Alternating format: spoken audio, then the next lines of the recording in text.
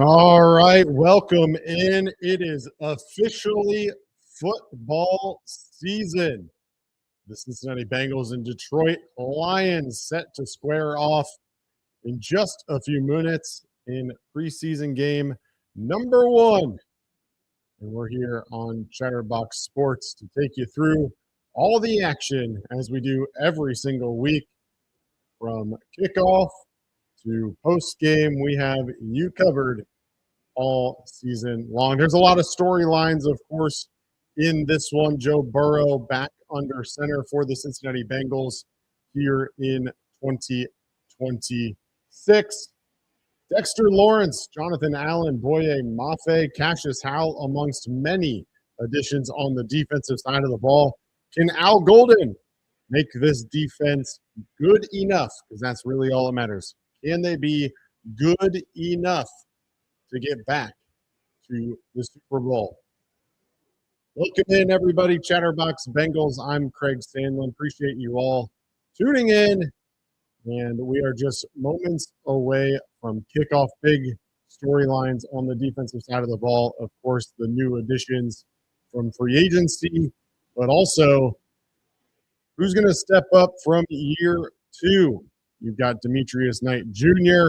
and Barrett Carter expected to be your starting linebackers all season long. Can they make the next step into being an NFL linebacker? And, of course, the cornerback battle will be on full display as well. Not sure if Dax Hill is going to play at all. I don't think so. And so it means DJ Ivey will get significant opportunity here in preseason game number 1, going up against this high-powered Lions offense. I'll be taking you through all the action here, play-by-play, as we go along. Andrew Collinsworth is going to join me for a brief halftime show. And then, of course, we will do the second half. And then Stone Shields will join me post-game for a brief post-game show recapping all of the action here from preseason week number 1. The teams are officially on the field, and we are moments away from kickoff here in Cincinnati from Paycor Stadium.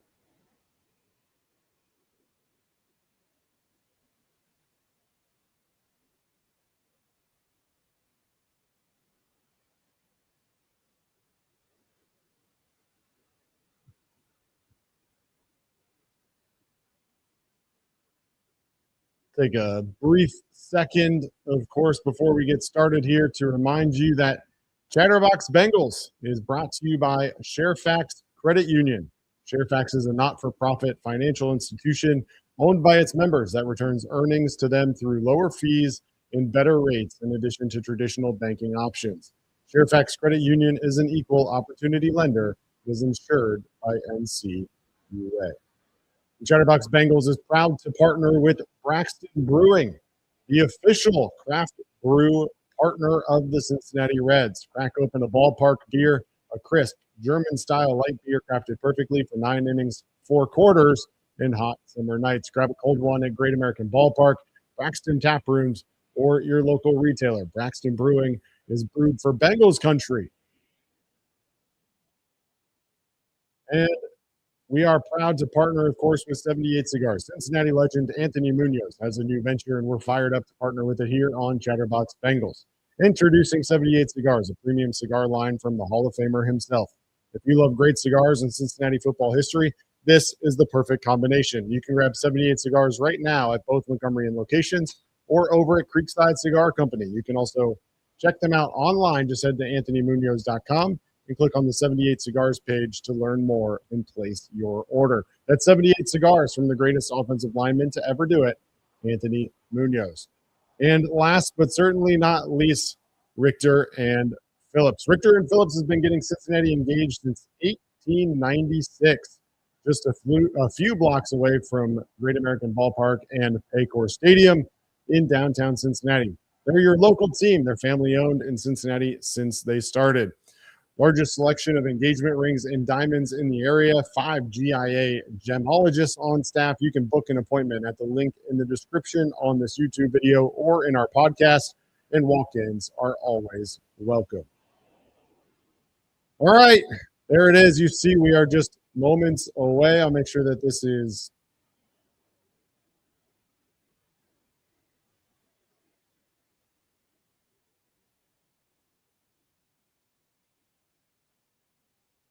filling the screen. I don't know why it's not, but we'll get it filled. And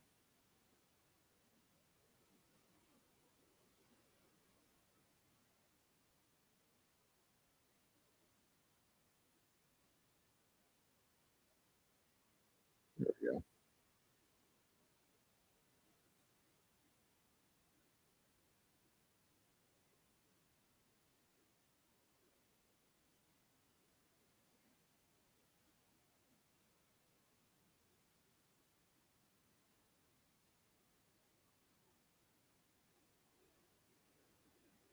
And we are officially underway from Cincinnati. Blackshear will return it and take it out to near the 30-yard line. And the Detroit Lions will start on offense. The Cincinnati Bengals defense getting their first chance here to begin. And, of course, we'll make sure that this bar is correct so that you can be up to date as the game progresses.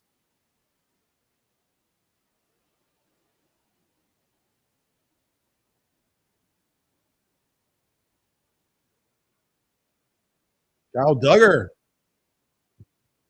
with a hit at the line of scrimmage to incomplete on the first play of the game. No Jared Goff for the Lions. It'll be Luke Altmaier.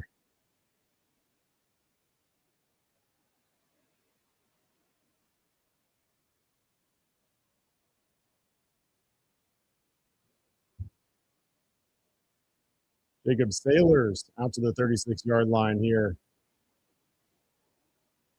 And it'll be 3rd down and 3.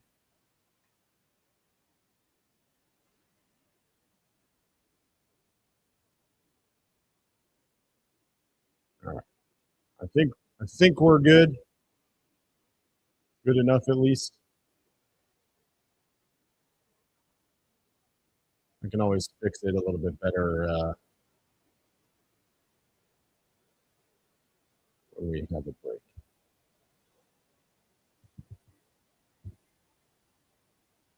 All right, let's do it. If you're looking to watch the game in Cincinnati, it is live on Fox 19. If you are out of the area, you can watch it on NFL Plus for a paid membership.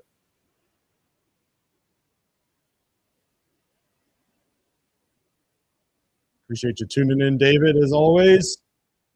It's 1st and 10 for the Lions from the Lions 45-yard line. Altmaier back to pass, and he's got his receiver down to the Bengals 32-yard line. It's Wilson Jr. on the snag, Cedric Wilson Jr. And there's a flag on the play. This one might be coming back. Nope, it's offense. It's offsides on the Bengals. So the Lions with a big pickup. They're on 1st and 10, and they'll have the ball in Bengals territory at the 32-yard line.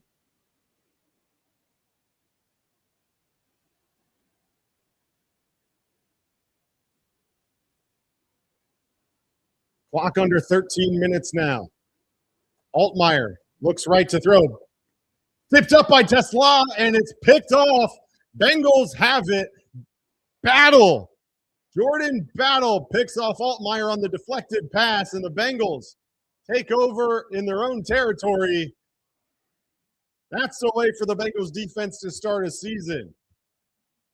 That ball went right through Tesla's hands, off his helmet, and right between 3 Bengals. Jordan Battle comes down with it. And it's Bengals football, 12:44 to play in the first quarter.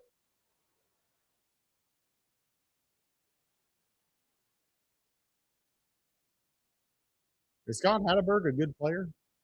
You know, I don't know. Is DJ Ivy a good player? We're going to have to find out. All right, we'll get our first look in game action of the 2026 Bengals offense. Joe Burrow, Jamar Chase, T. Higgins, Chase Brown, amongst others, as they look to prepare for the Open in Orange game on September 13th against the Tampa Bay Buccaneers. Again, we are your home for every game here on Chatterbox Sports. We'll be doing live play-by-play the entire season long. Let's see if I can fix this bar here for us real quick while we have a quick break, and boom, just like that, we are in action, and I can ignore OBS for the rest of the stream.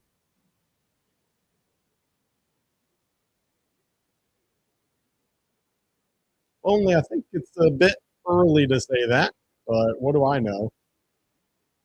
Reed is off doing work. Reed's off doing other work.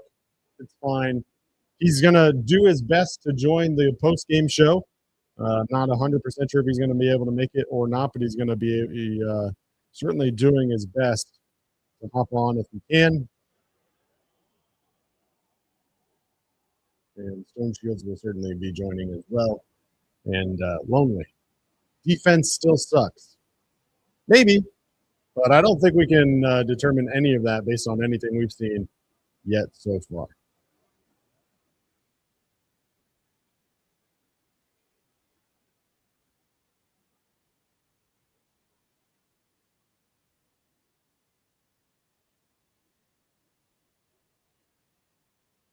All right, here we go. 12:44 in the first quarter.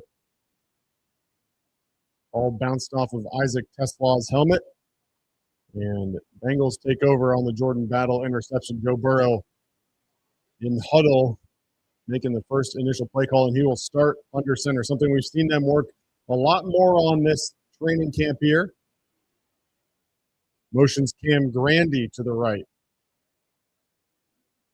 Burrow hands it off. It's Chase Brown. Chase Brown up the middle. Picks up a few. It'll be 2nd and 5, we'll call it. 2nd and 5. I don't think you should be scared about how excited you are. I think everything is lined up for this team. Burrow going under center again. Second play under center for the Bengals. Play action. Not a great play action, but play action nonetheless.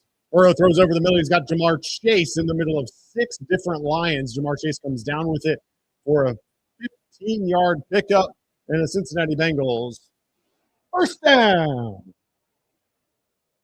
Chase Brown with a good blitz pickup there as he was able to pick up the blitz coming off the edge by Christian Eisen. We'll go with Eisen. Burrow again under center. Again under center. Motion Yoshavas. Handoff is to Brown. Brown up the middle, dances a little bit, and then falls forward into Lions territory at the 49, a gain of about 4. It'll be 2nd down and 6. One thing we're certainly paying attention to and watching is this rain that is moving across the region, and will it have an impact on this game? We're also looking to see if Colby Young can continue to make way in the wide receiver depth chart. Bengals draft pick here this offseason is battling for that 3rd wide receiver spot. Certainly expect to see him plenty in this one. Burrow under center yet again. Every play under center so far by design, I'm sure. Play action pass yet again to Chase Brown. This time, Burrow has nowhere to go, and he's going to be sacked all the way back to the Bengals 40. A big loss on that one. Hassanin is a little beside himself after that sack. He gets emotional with his, I guess, sack. I'm sure there's more of a story to that I am not aware of, but Ahmad Hassanine with his sack, second-year player out of Boise State. Burrow dumps it off to Samaje Perine. Perine now trying to dance a little bit on the outside. We'll pick up a few, but it's going to be a fourth down, and the Bengals are going to have to punt it as the clock approaches 9 minutes here in the first quarter.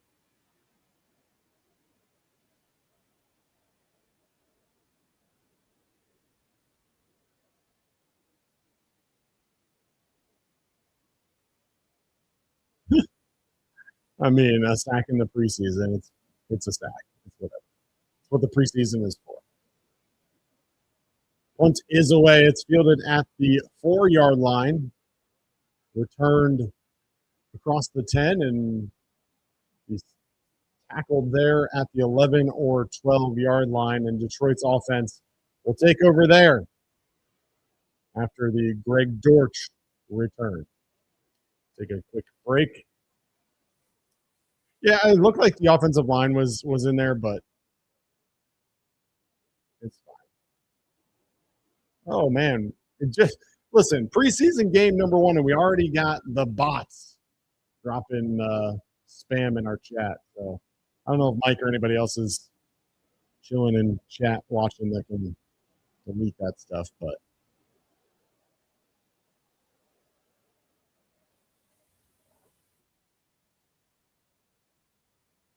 yeah, Zach has never been good in the preseason. That's fine. Tommy sounds like he may or may not have some money on the line on this game, or maybe some of the stats from this game. Hadn't even looked at what the betting lines were for this game. I saw that the Bengals were 6.5 points favorites, but like, what does that really mean in the preseason? Who knows? But Taj Brooks, 23 rushing yards is what Tommy's asking for. I would encourage you to seek some help if you're betting on preseason NFL football, but you know what? Who am I to judge? Who am I to judge? Just the Bengals running back Brooks, 23 yards. The dude doesn't even know the guy's first name, but he's betting him anyway. Yeah, spam bots are back. That is the joy of these YouTube live streams, is we get those bots all the time. Yeah, I mean, Dan Campbell doesn't play any of his starters. Obviously, we already touched on it. Luke Altmaier starting a quarterback for the Lions in this one. And you know what? To each their own. You know, if that's what they want to do, that's totally fine.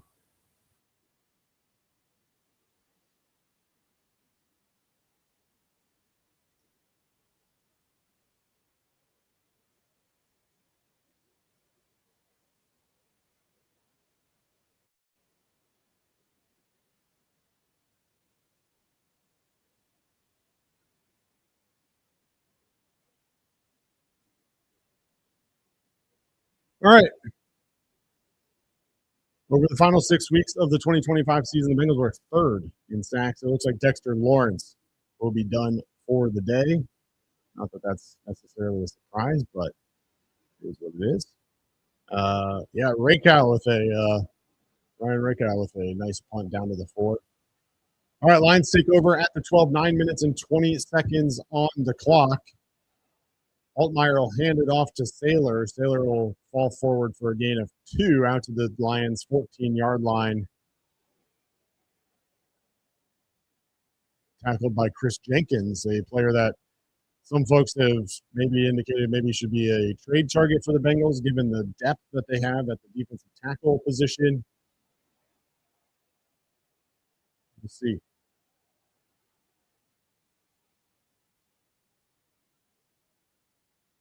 All right.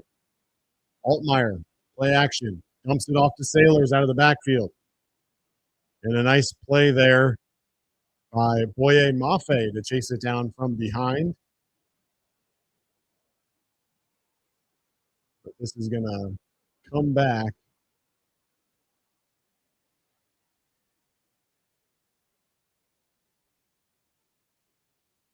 Let's see what the penalty is on the Lions. Ineligible man downfield. This is the call. It'll come back. 5-yard penalty. It'll be second down again. 2nd and 13. Man, they're really pumping up this defense. Over the final 6 weeks in 2025, they allowed 9.3 fewer points per game than they did over the first 11 weeks. 97.1 fewer points total. I don't know how that's possible. How is that possible? All right, Altman looking to throw the ball. Ball's tipped at the line, and it'll fall incomplete.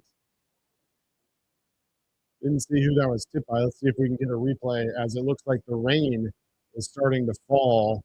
Looks like TJ Slayton may have been the one to get his hand on the ball at the line of scrimmage on that one. The big man getting the pass deflected. Here we go. It'll be 3rd down and 3 from the Lions' 8-yard line. Can this Bengals defense get a stop? Altman looking to throw, going deep down the right sideline, and it's going to be deep out of bounds. Incomplete, intended for Tesla. Fig Newton on the coverage there. He was draped all over Tesla, and that one went incomplete, and the Lions will be forced to punt on the 4th and 13. Yeah, it's raining, Tommy, which is even better for your bet. Maybe they won't throw as much.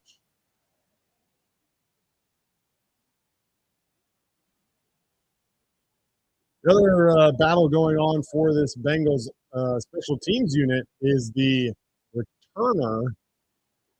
This one's going to be Charlie Jones, it looks like, and Jones will field it and pick up 7 or 8 yards out to the Bengals' 46-yard line. There's a flag on the play.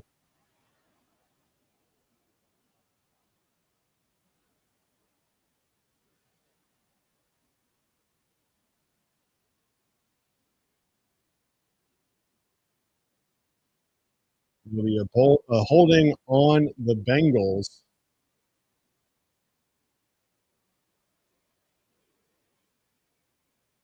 Josh Newton called on the hold.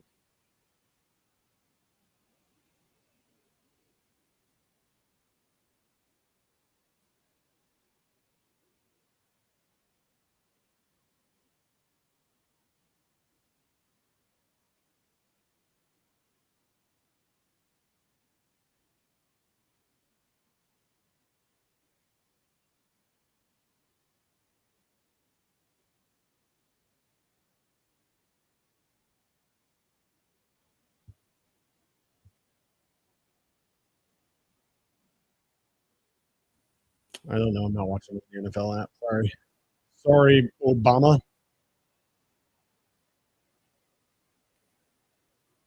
Well, my understanding is that Burrow and these starters are going to get 2 series, is what Joe Danneman reported before the game. We'll see, based on how the first series went, if that is accurate and what actually happens, but we shall see. If you're looking to watch the real game, Johnny Braggs, if you live in the Cincinnati area, it's live on Fox 19. If you're out of the area, you'll have to watch it on NFL Plus, which is a paid membership, or you can hang out right here with us and get the full play-by-play right here on Chatterbox Sports. I see you, Nate. I may or may not be doing something similar. Maybe not exactly the same, but similar enough.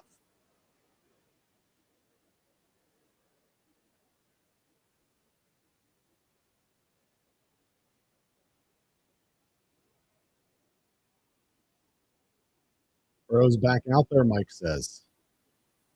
Well, shall find out here in just a moment when we get back to the commercial.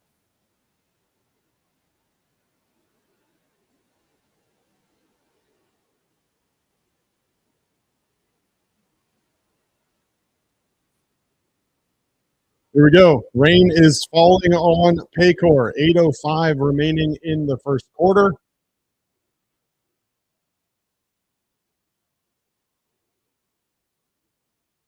Joe Burrow back out there, as Mike reported. In the last 6 games with Burrow, he was number 1 in completions in the NFL. 2 for 2 on the opening drive for 21 yards. He'll be in shotgun to start this drive as the Bengals start from their own 30. He'll hand it off to Chase Brown, who comes across to the left side of the line. He'll fall forward for a gain of 4 or 5.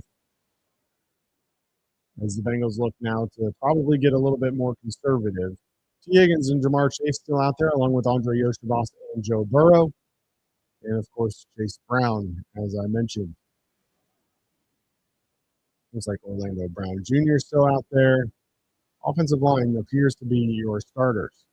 Burrow and shotgun again motions Jamar Chase. He'll hand it off to Chase Brown up the middle yet again, and Chase Brown once more falls forward for 4 yards. It'll be 3rd down and short for this Bengals offense as they look to convert a first down.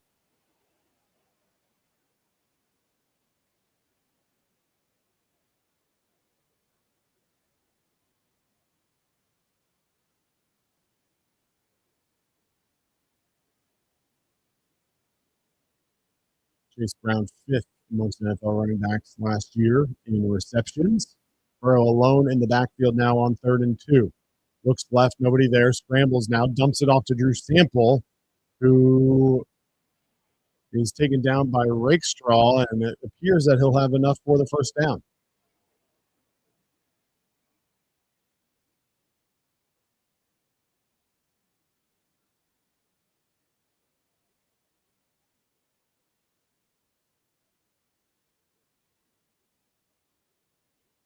Burrow now back under center on 1st and 10. At the Bengals 40-yard line. Motion T. Higgins. Burrow, play action.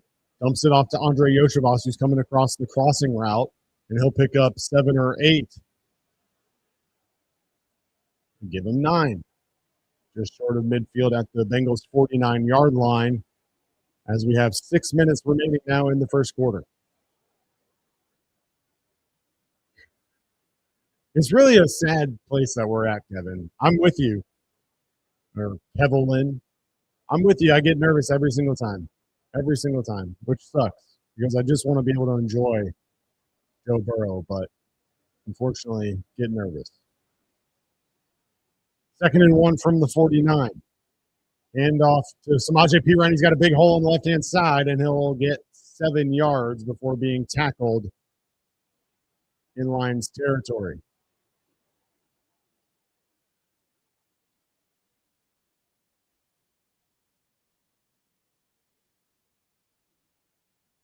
That was a big hole for Perine. Kind of surprising he's only able to pick up 7 there, but nonetheless, picks it up, and it'll be 1st down and 10 for the Bengals at the Lions' 44-yard line. Burrow in shotgun now. Jamar and T at the top of the screen to Burrow's right. Fake the handoff to Perine. Now dump it off to Perine.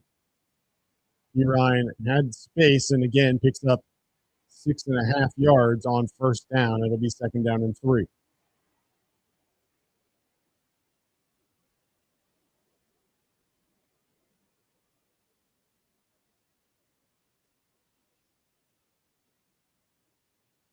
Awesome. Appreciate you tuning in, Cortez. Man, again, people betting on freaking preseason football. More power to you, but Colby Young in motion, Burrow under center. He'll hand it off to Chase Brown, and he's got nowhere to go. Tackle behind the line of scrimmage. Trevor Nowoski from Saginaw Valley State making the tackle for the Lions.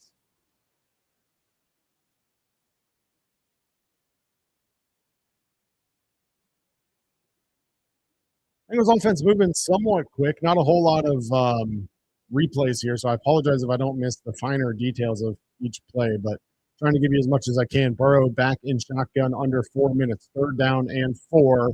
Hit as he throws to the left side. It's going to be out of the reach of Mike Gesicki, and the Bengals will have a decision on their hands here. Will they go for the field goal in the rain, or will they punt it away and play it safe from the 39. It would be a 56-yard field goal if they decide to go that route.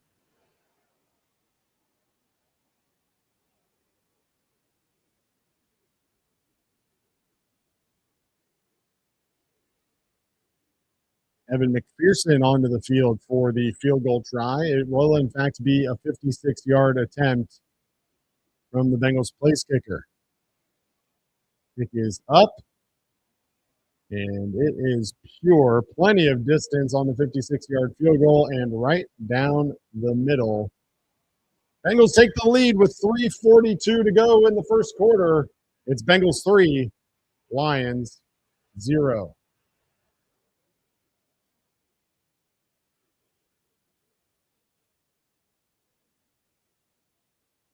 Ashley, appreciate you tuning in. Ashley says, thanks for streaming, my dude. Hooday. Hooday indeed. Appreciate you tuning in. And the $5 super chat. Reed, that wasn't a touchdown.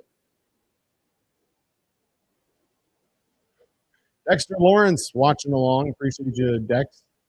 Not sure if you're on your phone on the sideline or what, but appreciate it.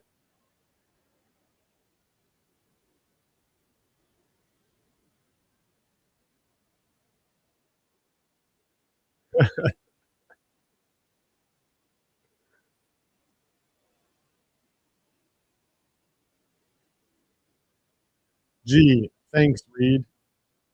I haven't been able to pay super close attention. Obviously, the score bar is a little bit ahead, and I assume you see the scores before they actually happen on the play-by-play. But are we good with where we're at on that, or do I need to make any adjustments?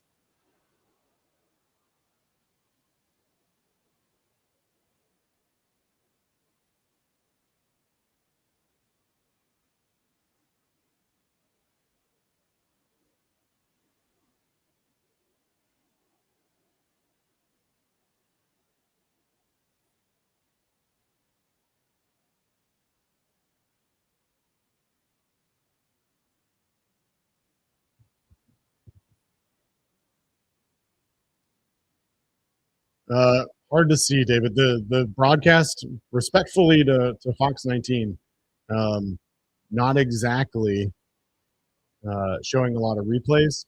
So I don't know for sure. Based on if what you were seeing is the same as what I was seeing, and it was coming from the right side of the line, then it would, in theory, be Amarius Mims. But not 100% sure, unfortunately. I didn't see all of it. Between the left guard and center would be Karras and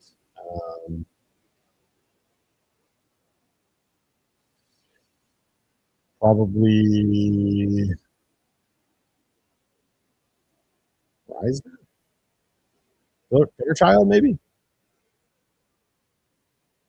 Not sure how they have them lined up this year, unfortunately. I can pay closer attention in the next drive if they have.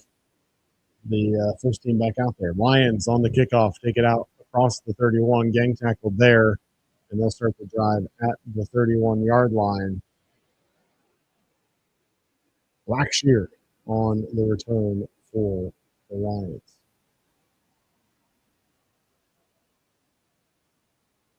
Yeah, I think PFF tracks it, but I don't know how quick they do it.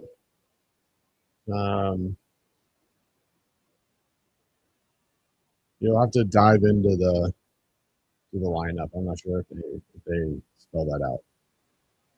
Yeah, I thought Orlando Brown got beat on one of them.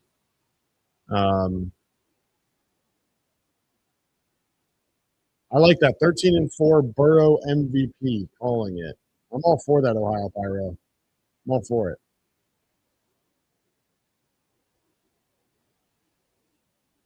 All right, Lions offense back out there, as is the Bengals defense.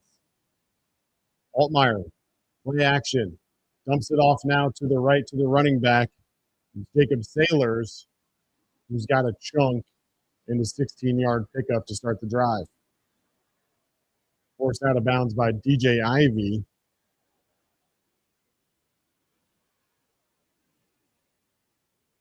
And the Lions are out to the 47-yard line. Chris Jackson coming into the lineup now, running on late. Altmaier again with the play action. Dumps it off again. This time it's Jackson Meeks who's got a gain of 17 yards. The Lions are into Cincinnati territory, all the way down to the Cincinnati 36-yard line.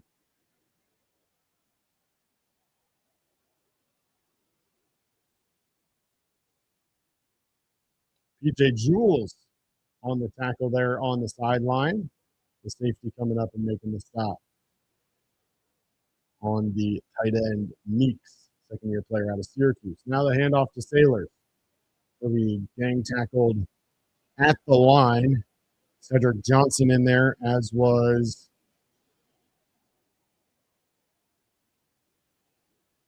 Antoine Powell-Ryland? Cassius Howell? What number was that? We're not going to get it. I did my best. Did my best. 2 minutes remaining in the first quarter. Altmaier looking to throw again. He's got Tyler Conklin now to his left side. Conklin signing with the Lions this offseason. Spent last year with the Jets, if I'm remembering correctly.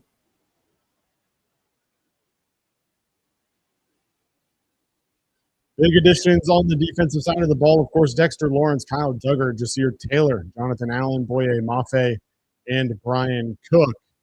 All new additions to the Bengals. 219 people watching, man. Appreciate you all tuning in. Altmaier will hand it off, and Sailors has nowhere to go on that one. Piled up again, Cedric Johnson in there, as was Chris Jenkins, and Cassius Howell at the bottom of the pile as well. I like having to say Cassius Howell's name a couple of times to start the game. I like that.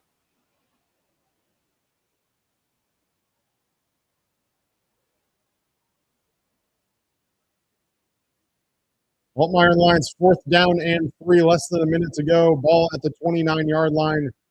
Altmaier throws left and broken up, incomplete, intended yet again for Isaac Tesla. Broken up by DJ Ivy. Talked about DJ Ivy before the game and how he's got a chance this week with Dax Hill out to step up and show his capabilities against this Lions offense. And there he's all over Isaac Tesla, breaking it up and doesn't allow the Lions to convert. It'll be a turnover on downs. Bengals offense will take over at the 30-yard line.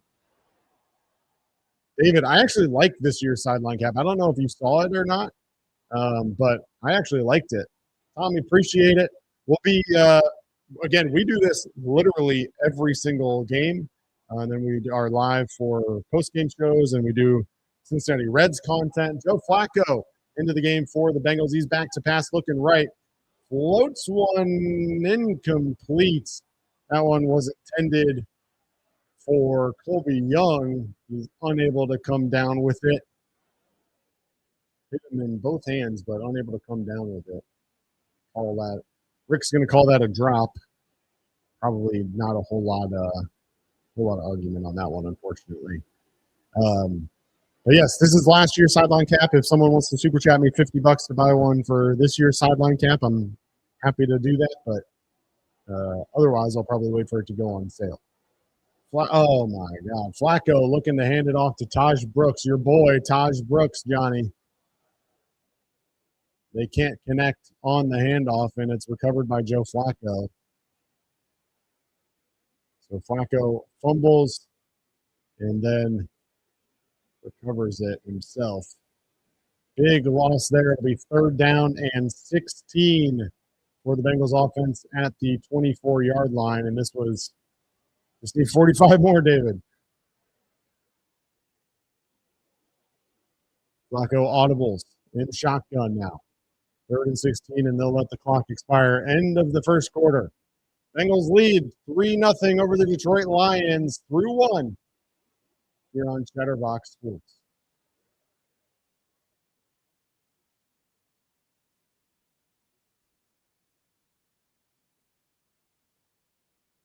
Yeah, they don't want the Bucks to know what's coming their way. The Bucks don't even know. Well, they might kind of know because they went out and signed Jake Browning, but they don't even know. They don't even know. Does that little scroll bar go away when I put the other thing behind there? Is that what happens?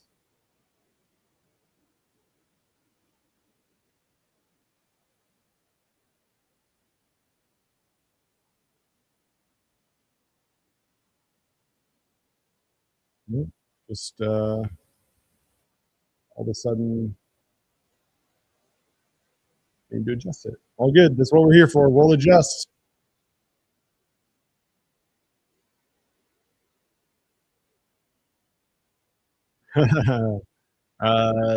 No, Trey sends us some gear from time to time. Took care of us with homage. Appreciate homage's support of the show. He sent me some Chatterbox gear along the way as well, but no stipend for the uniform.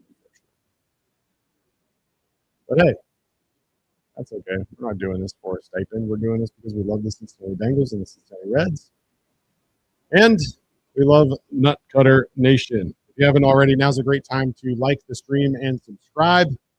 Again, if you're just joining us, this is something that we do literally every single Bengals game. We also go live in the ninth inning of every Reds game and do a post-game show on the Reds games as well. Yep,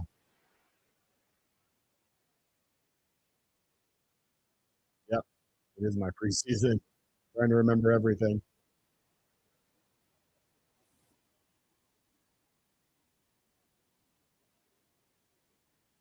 Again, Andrew Collinsworth will be joining us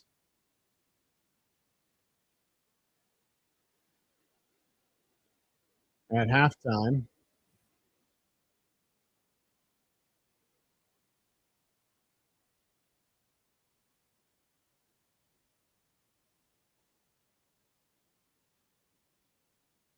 And we are back. Bengals now working from the left of the screen to the right of the screen.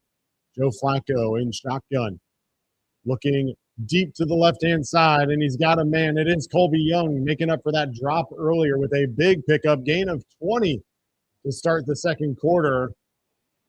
And there you go. I don't know, David. That's a good question. He's a Packers fan, but I don't know all the story behind it. I don't know if he just the lure of Lambo or what it was. What's up, Spirit Cat? First and 10 now for the Bengals at the 44-yard line. Flacco under center. He'll fake the handoff to Taj Brooks. Now deep to the left side again, and there's literally nobody there. Ooh, Duke Tobin now in the booth. Let's see what Duke Tobin has to say about this offseason.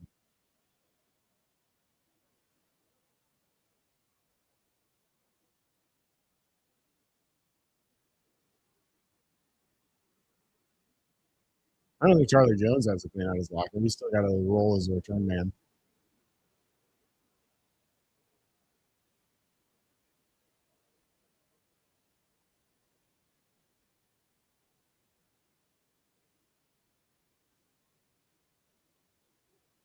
Now we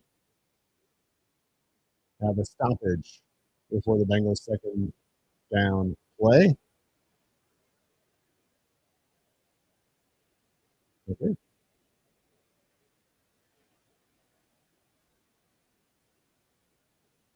Joe Flacco was called for intentional grounding. It's second down and 20 from the 34. Now he throws deep to the left again, and he's got a man. It's Andre Yoshivas for a gain of 11.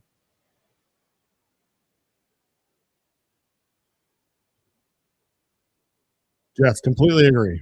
Honestly, anything better than 20 is probably good enough. But That's the term that we're using. Good enough. They don't even have to be good. Like, we don't have to look back on the season and be like, man, that defense was good. They just have to be good enough.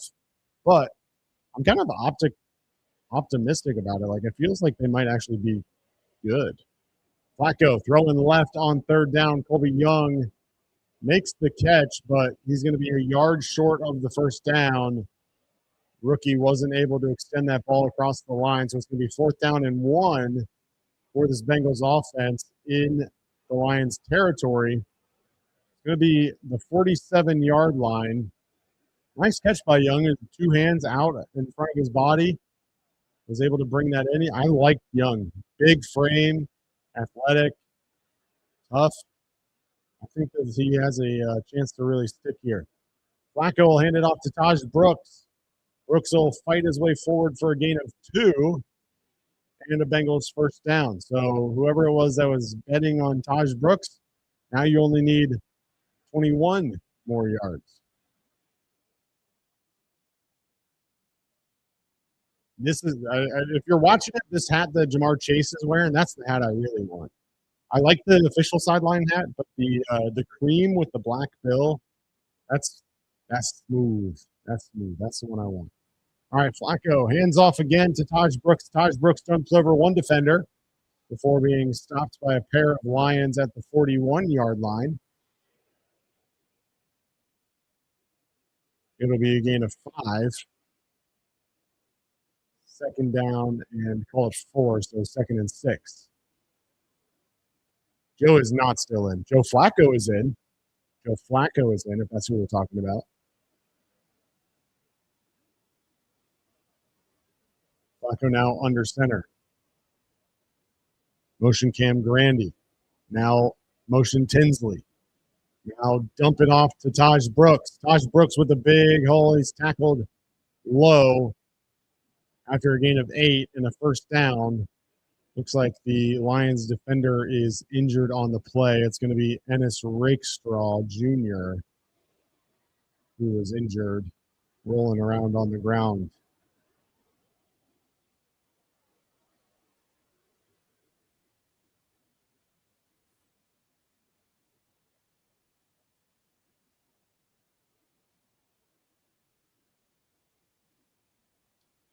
Yeah, I don't know the expectation for halfback. If Gary Brightwell is going to get some run, or Kendall Milton potentially getting some run. I know that second-year running back out of Georgia hasn't really had a lot of opportunities yet. But Chase Brown and Samaje Perine and Taj Boyd, those 3 are kind of locked in. So I'm not sure if they're going to run with Taj Boyd a whole lot today or what their plan is. So we'll certainly pay close attention to that and let you know what we see in the backfield as the game progresses.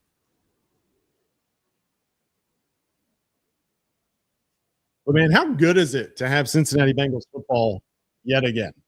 It's been so long, and this Reds season has been disappointing, to say the least. After a hot start, 20-11 to start the year, the Reds trailing off. They pick up the series win, though, this week against the Chicago White Sox, who have been a pretty good team this year. And so we will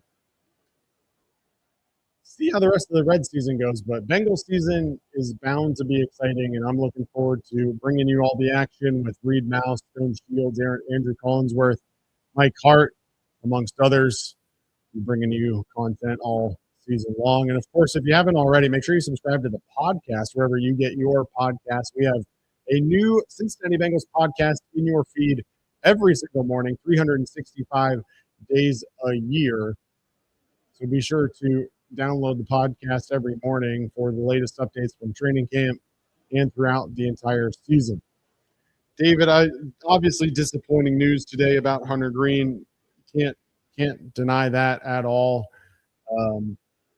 But regardless, the surgery, I mean, the best case scenario was going to be a year regardless, right? You go the internal brace surgery or you go with something else. It's more likely than not you've only got limited opportunities. So he's going to miss at least a year, if not more.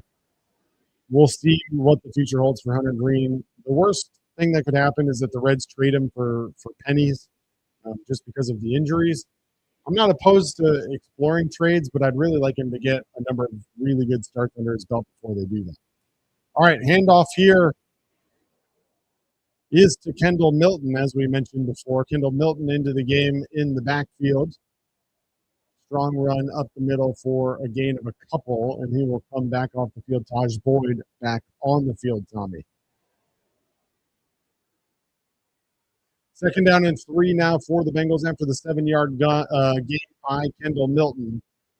Once again, Joe Flacco, the quarterback for the Bengals here in the second quarter. Joe Burrow played in 2 quarters, two drives, and then that was it. No motion, Kendall Milton now to Joe Flacco's left as the play clock gets down under 5. Flacco now looking. He'll dump it off to Taj Boyd, and Boyd takes his eyes off the ball and drops it. He was busy looking at the Lions defender that was coming towards him. That was Thomas Harper, who was coming up from the safety position and going after Taj Boyd as Boyd dropped it. It'll be third down and 3 for the Bengals, 10:48 remaining in the first half.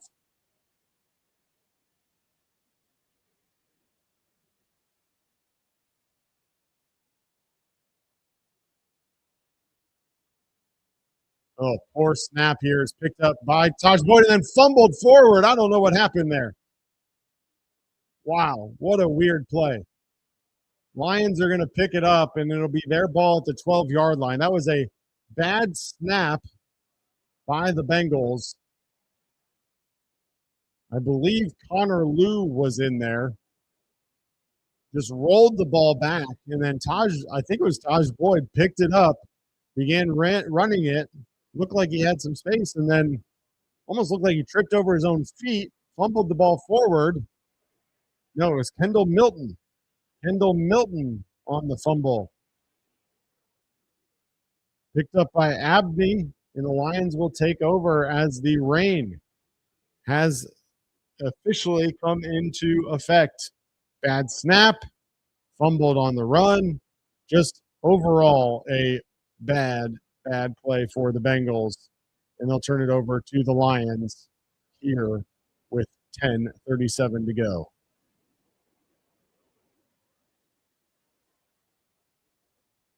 Well, it wasn't, no, Shamrock. To be fair, the Bengals fumbled twice on that play. It wasn't the same dude both times,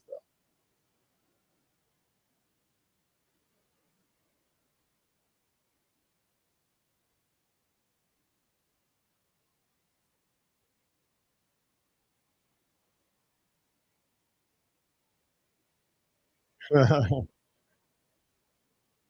Tommy wants anything that would result in Kendall Milton getting off the field. Just hand it to Taj Brooks 100 times. Every play the rest of the game, just give it to Taj Brooks. The Lions won't catch on, I promise. That was not a good play. I agree with you, Zach. Rick.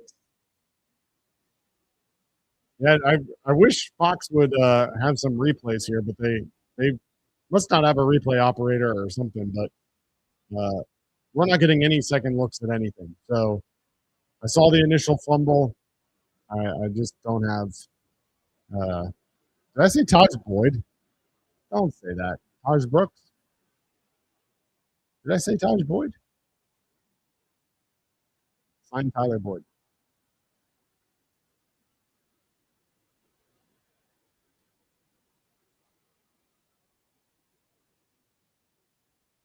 Yeah, did I say Taj Boyd?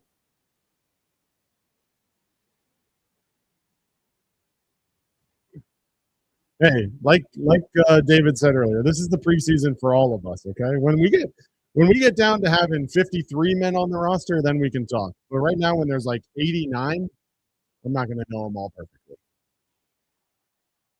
That's right. There was a real Taj Boyd. Altmaier looking to throw, scrambling. Bengals pressure up the middle. Landon Robinson as Altmaier throws it away.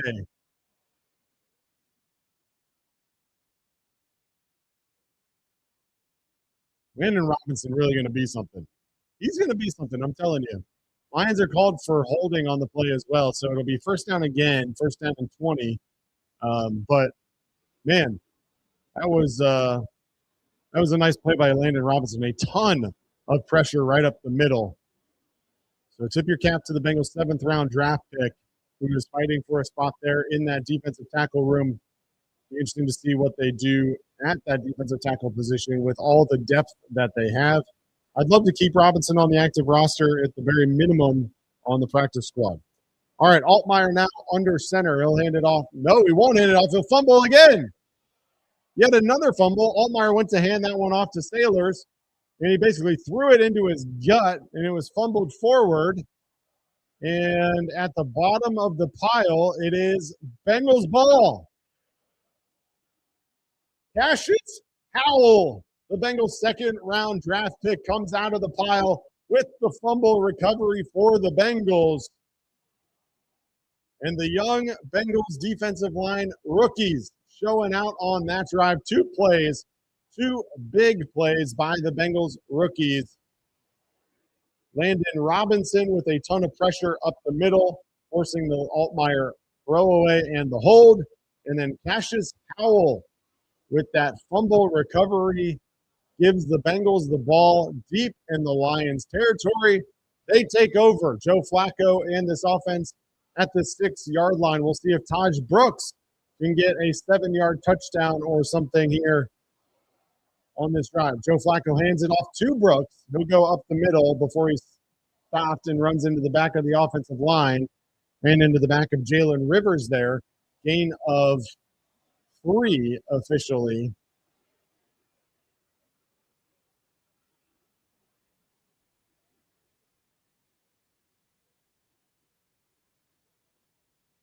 Joe Bacci there for the Lions.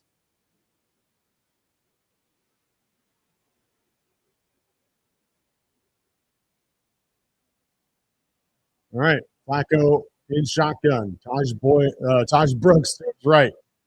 Motion Endries. Bring Endries back around. Dump it off to Endries at the 4, at the 3, at the 2. He's into the end zone. What a play. What a set of plays for the Bengals rookies. Jack Endries scores the touchdown for the Cincinnati Bengals.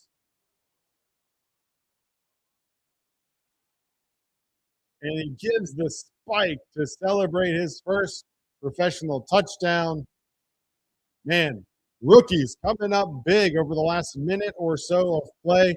Landon Robinson with a ton of pressure up the middle.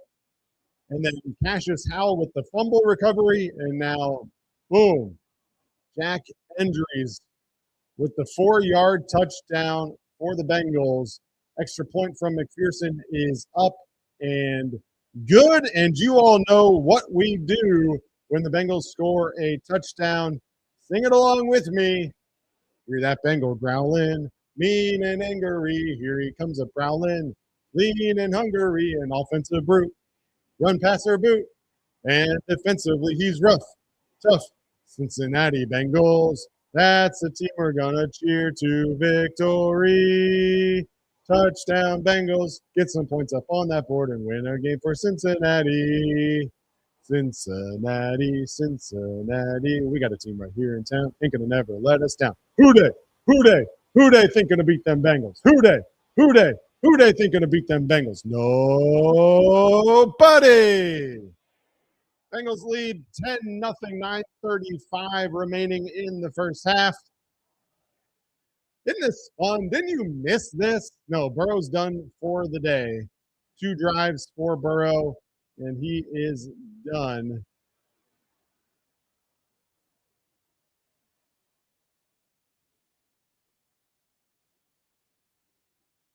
Joe Burrow on the day was 5 for 6 for 39 yards, was sacked once for 9 yards. And no, he will not be getting back in. He is done for the day without a doubt.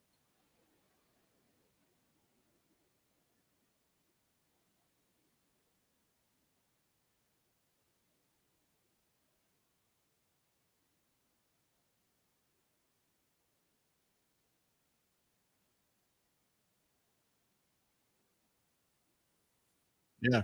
Good couple minutes for the rookies for sure.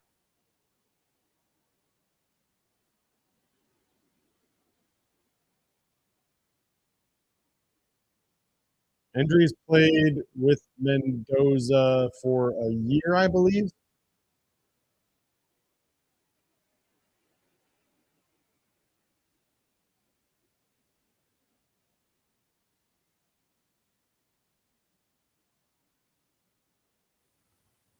Yeah, I remember Taj Boyd. I keep saying his name. Obviously, I know it's Taj Brooks, but maybe I wish it was Taj Boyd.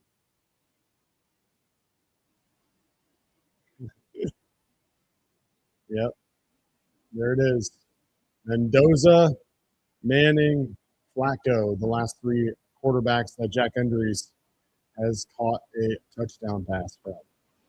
Spent 3 seasons at Cal before transferring to Texas for his senior year. Seventh round pick for the Bengals. Had 56 catches last year.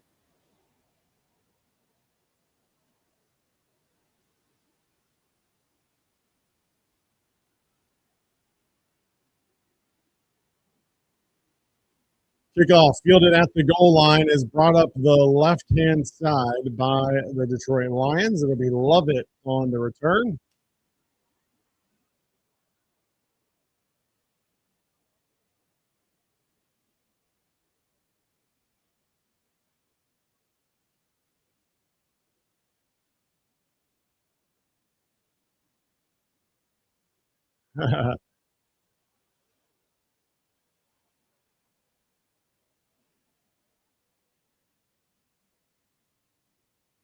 All right. Lions, now they're third stringers into the game, or at least at quarterback.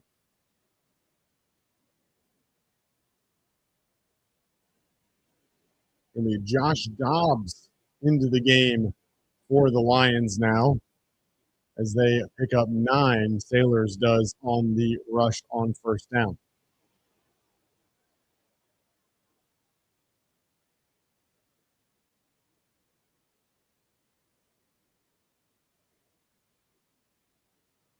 Dobbs will hand it off again to Sailors.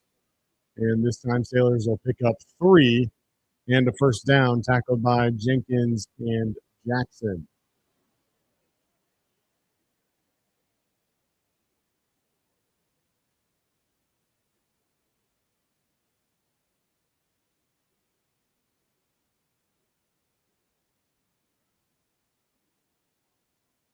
Joshua Dobbs, of course, now with the Lions after Teddy Two Gloves retired suddenly earlier this offseason.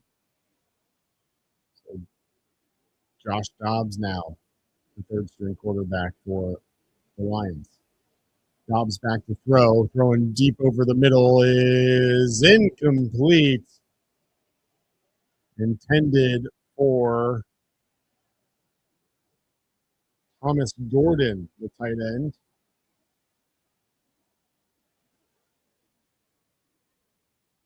PJ Jules on the coverage there with the nice coverage.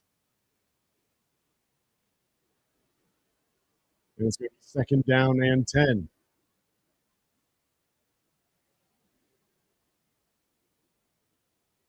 Dobbs now alone in shotgun. Ball rests at the 39. Dobbs looking to throw over the middle. He's got a man. And Dominic Lovett has enough for the first down for the Lions.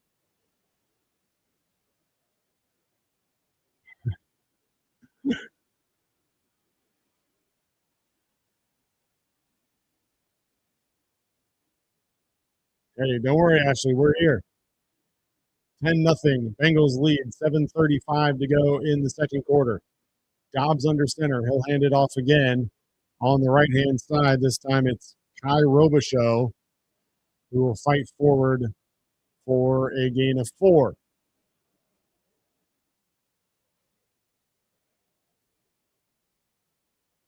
Chatterbox Sports, your home for all your favorite Cincinnati sports teams, whether it be the Bengals, of course, the Reds, the Bearcats, FC Cincinnati.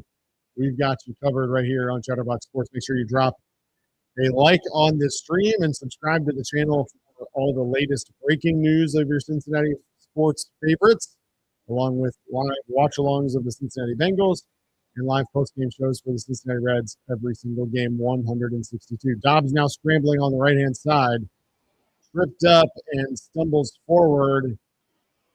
Pickup of 9 is enough for a first down.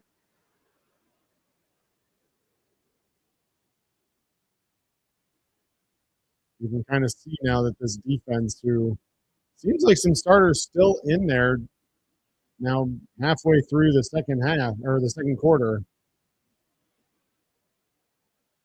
Bengals defense not exactly the cleanest of showings here on this drive. Sailors now the handoff. He'll cut right, mixed tackle there, and Sailors will have enough for yet another Lions first down. There's a flag on the play. Dejon Anthony on the missed tackle. But it's going to be a holding on the Lions that'll bring it back and wipe the missed tackle off the stat line.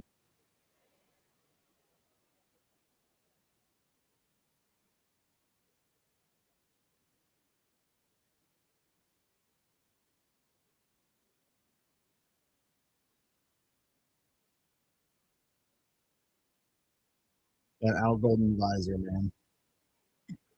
So funny.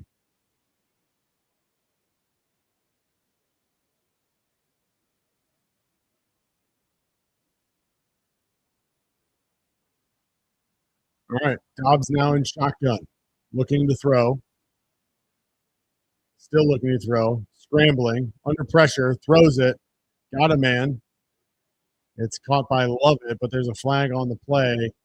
The indication is illegal contact on the Bengals. So it'll be a 5-yard penalty and an automatic first down for the Lions, and they'll have the ball now at the Cincinnati 38-yard line.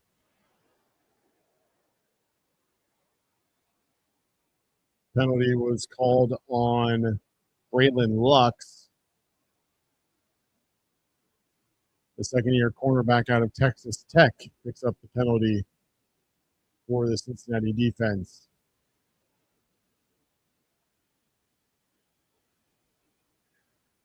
Bengals defense a lot in 2025 was bend, don't break.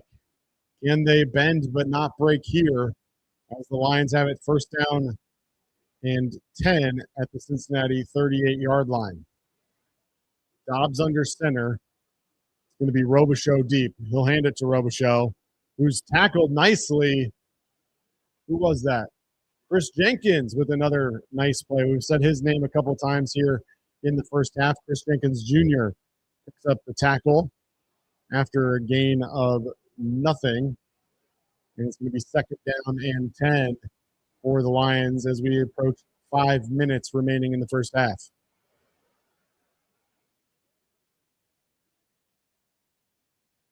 They'll give him one officially, second down and 9, as Dobbs goes back under center. Sailor's now the lone back. Dobbs play action. Pumps, throws it over the head of Sailors, and it's going to be incomplete. Third down and 9 now for the Lions.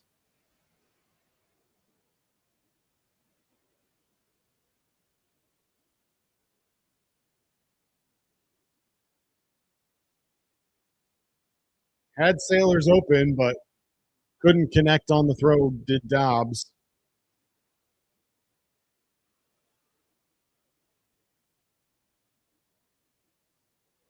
Wonder if the rain played a part in that or just the scrambling that Dobbs had to do. Dobbs now in shotgun. Under pressure again. Multiple Bengals get to him, and Dobbs will go down sacked. Chris Jenkins in there, as was Howard Cross and Cassius Howell. And Chris Jenkins doing the Macarena. Hey, Macarena. Hey.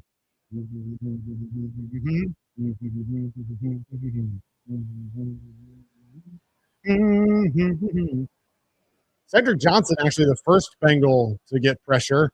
Dobbs stepped up and stepped right into Chris Jenkins Jr. So tip your cap to Chris Jenkins Jr., tip your cap to Cassius Howell, who was right there on the stack, and tip your cap to Cedric Johnson, who forced the quarterback to have to step up in the pocket, and the Lions will punt it away Charlie Jones now fair catching at the 5-yard line. Is that not a thing anymore? Like, didn't it used to be that you just never fielded the ball inside the 10? And now all of a sudden, like, we're fair catching the ball at the 5? There is a flag on the play. We'll see what the penalty is.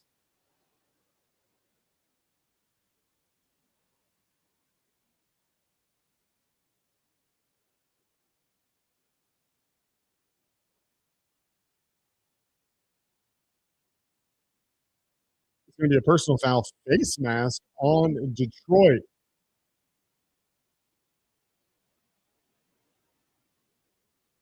So the Bengals will pick up an extra 15 yards on that punt. And the Bengals offense will take over around the 20-yard line.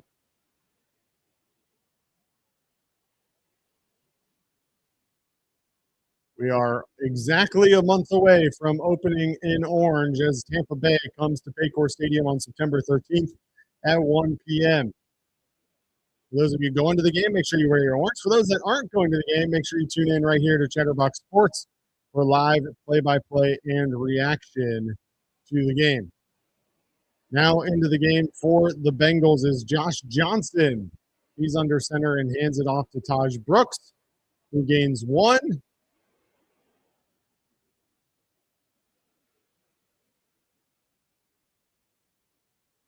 Cody Ford into the game.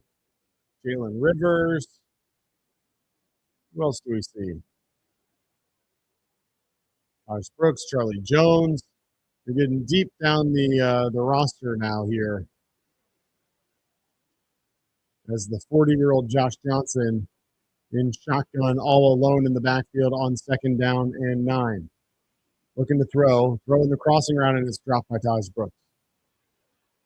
Ball went right through his hands. This is, the same thing that happened before. Before he caught the ball, he started to look upfield, and before you know it, the ball just slips right through the hands for an incompletion. Things that can't happen.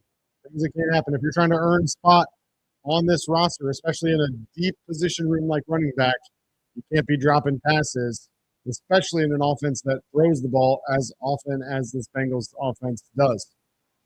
Brooks stays in and is flanked to the right of Josh Johnson. Johnson sends him in motion out to the right behind Colby Young. Johnson now alone in shotgun. Looking to throw again.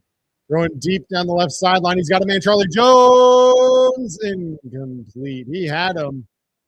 Looks like maybe Nick Whiteside might have gotten a fingertip on it, but sure looked like Charlie Jones had a chance at this ball. Let's see on the replay. They are actually going to give us a replay on this one now. And yeah, that ball's tipped. Nick Whiteside makes the pass breakup for the Lions. And it was unfortunate for the Bengals because if Josh Johnson would have put another yard or two on that ball, Charlie Jones may have been gone. Breakout's blunt will bounce at the 28-yard line, be fielded and brought back across the 35 as Lovett is tackled there. Lions take over with 2 minutes and 50 seconds remaining in the first half. Bengals lead 10-0 over the Detroit Lions.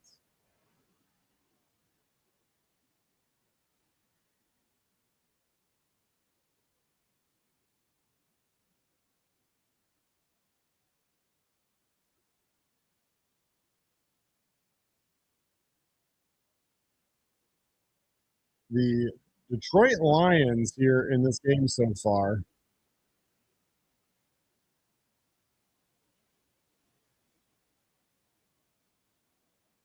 have 115 total yards on 26 plays. The Bengals 122 yards as Sailors makes the completion. Josh Dobbs to Sailors out to the 40-yard line for a gain of 5.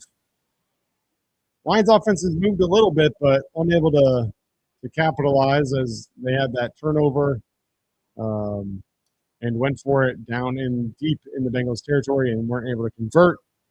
The Bengals lead 10-0 as we approach the 2-minute warning.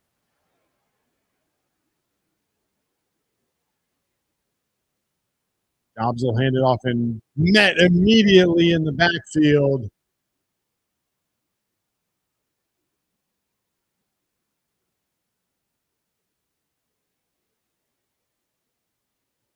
Bozeman meets Sailors immediately after the handoff.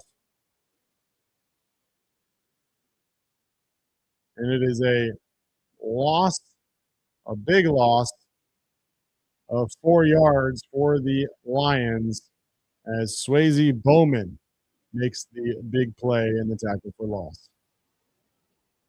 We're at the 2-minute warning. 2 minutes remaining in the first half.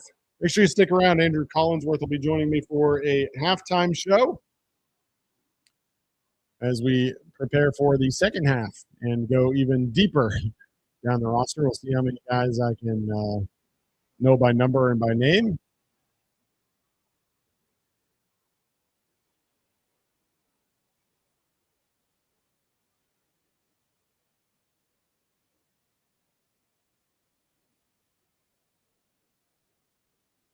Appreciate everybody tuning in. As always, I'll remind you once again, make sure you like the stream and drop a follow.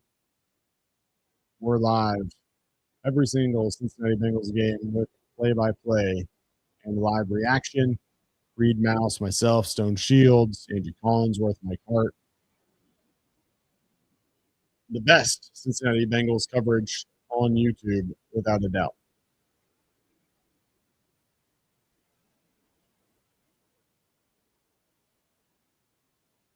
I don't even live in Ohio, Coco. Now who's the loser? Welcome to the chat. Appreciate the engagement, though.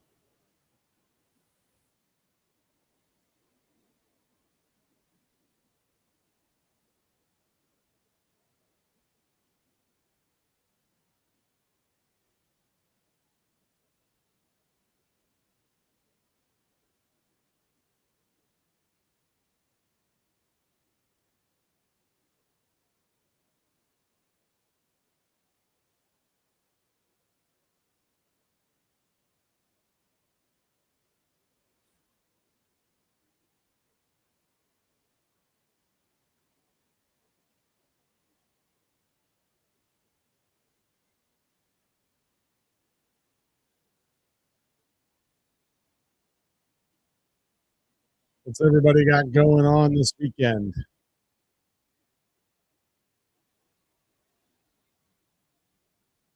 Anything fun, hopefully?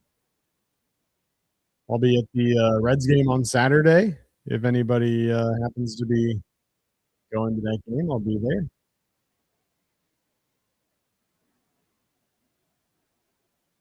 Be there for Hit Seekers Trade Night for sports cards. If you're a collector, check out hitseekerscardbreaks.com for more information. And they'll be hosting Sal Stewart on Sunday for an autograph signing afterwards. Josh Dobbs now throwing on 3rd down and 10.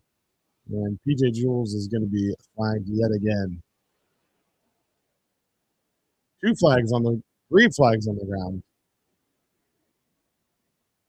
Pass interference on PJ Jules. Well, is a safety trying to make this roster. PJ Jules hasn't done a ton of favors to himself so far, and that was not a good play. The All Reds, I like them. I actually ended up getting one. I have one, Sal Stewart actually, and might bring that for an autograph. Dobbs' pass now is in and out of the hands of Lovett. Braylon Lux on the coverage for the Bengals. Broken up there as Lovett was nearly able to come down with it, but as he went to the ground, unable to continue and finish the process of the catch. It'll be incomplete, 2nd down and 10 right near midfield.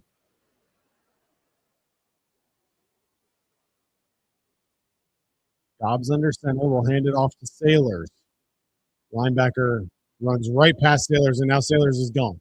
All the way down, and he'll be tackled from behind at the 22-yard line, or at the 20-yard line. Sierra Wright coming up with the tackle from behind after a gain of 30, 27 yards. And man, there was a Bengals linebacker that they're not going to show on the replay that just overran that initial pursuit and went right past Sailors and allowed him to break free for that 27-yard gain.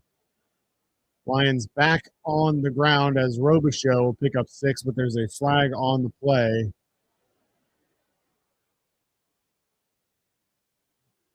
Going to be a holding on the Lions offense.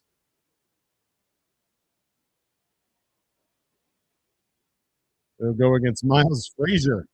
Wait, the name? Miles Frazier picking up the holding penalty to bring back that run. It'll be first down and 20 at the Cincinnati 32-yard line. Sailors now on the sideline for the Lions after being banged up on that 27-yard run. They'll hand it off to Robichaux. And Robichaux will have nowhere to go, met near the line of scrimmage and stood up there by Shaka Hayward.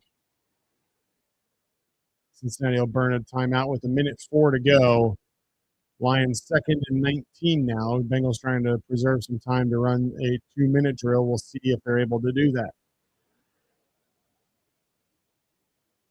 Look, I mean, I like Orlando Brown a lot. I think he's really good in the locker room. I think he does a lot in the community. But he's slow, and he gets beat a lot. And we saw some clips from training camp where he's been beat off the speed rush. We've seen some clips where he's been beat off the pressure. And we're going to have to see what happens there because he just signed an extension. But definitely a position that the Bengals are going to have to be thinking long and hard about this offseason. Dobbs now looking to pass on 2nd down and 19, scrambles left and lobs it, but his receiver was sliding to the ground. Sailor's back in there now for the Lions, was the intended receiver, but he was sliding to the ground as that pass was coming towards him. Swayze Bozeman on the coverage for the Bengals.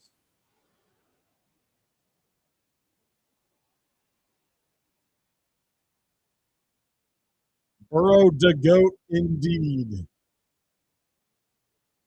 Burrow 2 drives, 5 for 6 in this game, and done. Lions 1 for 4 on 3rd down conversions.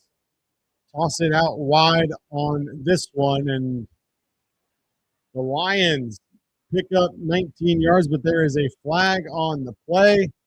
That's going to bring this one back after Tom Kennedy picks up 20 on the play. It's going to be a holding yet again on Miles Frazier. So the 10-yard holding penalty will be enforced at the 31, or I'm sorry, at the 26. And we'll take the Lions back to the Detroit 36-yard line.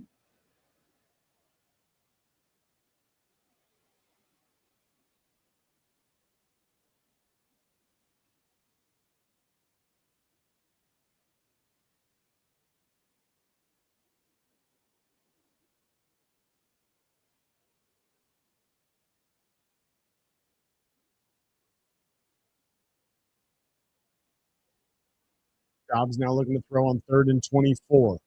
Got a man yet again. This time it's Malik Cunningham, the 3rd-year wide receiver out of Louisville. Gain of 8, and it's going to be 4th down and 16. The Bengals use yet another timeout to preserve 43 seconds on the clock.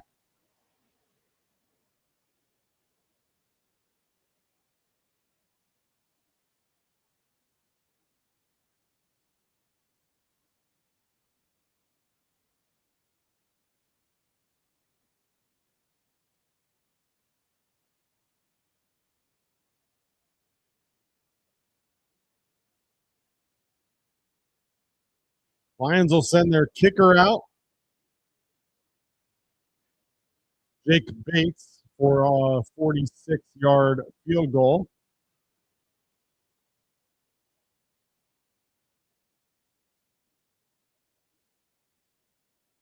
The kick is up, And it is good, but there is yet another flag on the play.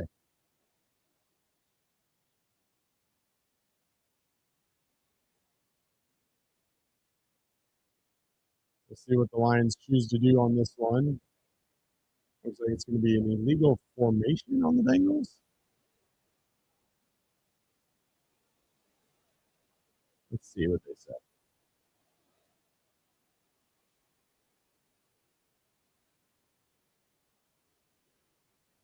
It's going to be on the Bengals.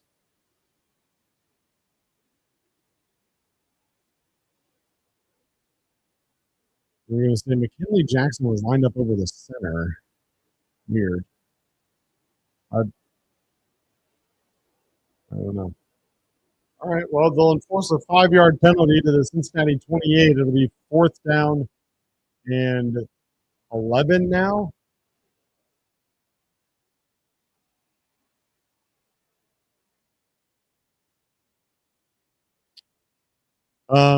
Starters were fine. Offensive line got beat a little bit. Burrow took 1 sack in his 2 drives. Defense looked good. I mean, very limited, obviously. We've said Chris Jack. We've said Dobbs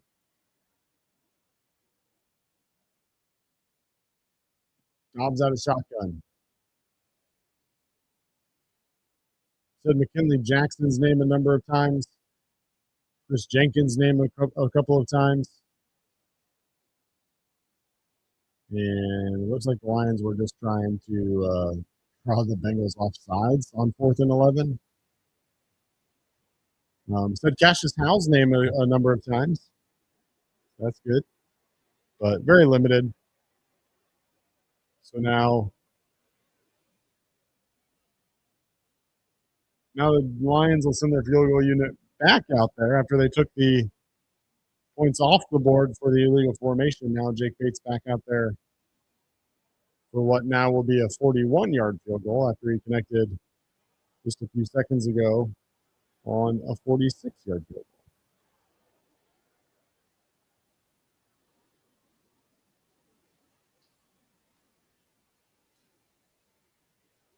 Bates on the kick is up and good. And the Bengals will have 34 seconds to do something on offense. We'll see how they choose to approach it after the kickoff.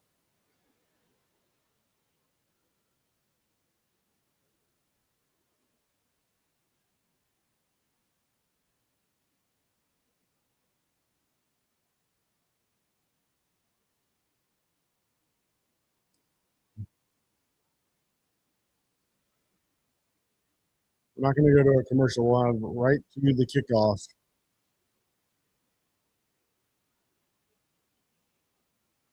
Dan Campbell, of course, well known in the football world for the turnaround that he's been able to accomplish with this Detroit Lions football team.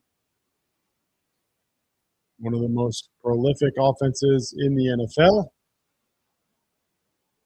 Bengals defense has held them to just 3 points here in the first half.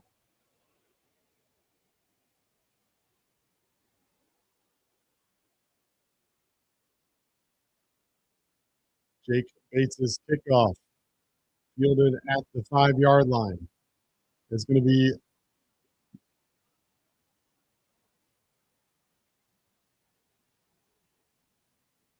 Keyshawn Williams on the return with a big return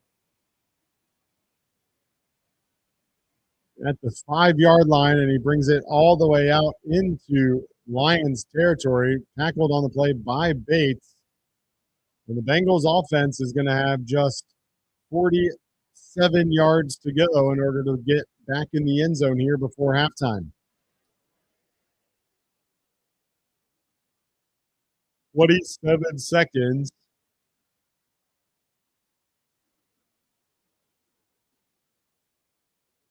We'll see what the Bengals do here.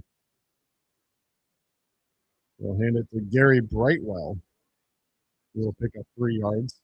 And then the Bengals will burn their last timeout. I don't understand that. But Nonetheless, here we go.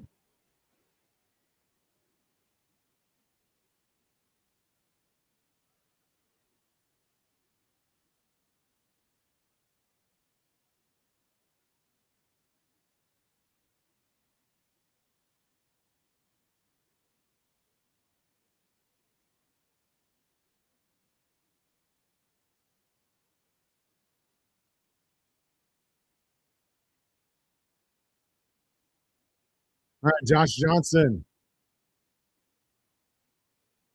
Let's see what we can do. Fake the handoff to Brightwell. Now he's looking to throw. That's a hand to the head. Oh my God. Lobbed it out to Brightwell, and Brightwell dropped it again. What is that? 4 drops now on Bengals running backs? At least 3. Isn't that roughing? He hit his head. Bengals are leading 10-3. Is the score not at the bottom of the screen?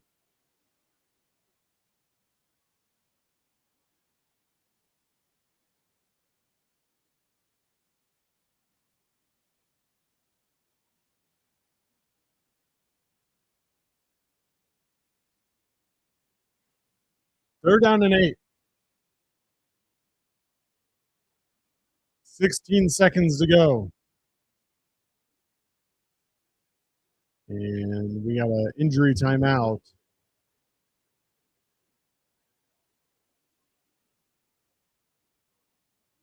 Mekhi Wingo is the injured Lion. The fourth year defensive lineman from LSU. Looks like maybe a stinger for Wingo.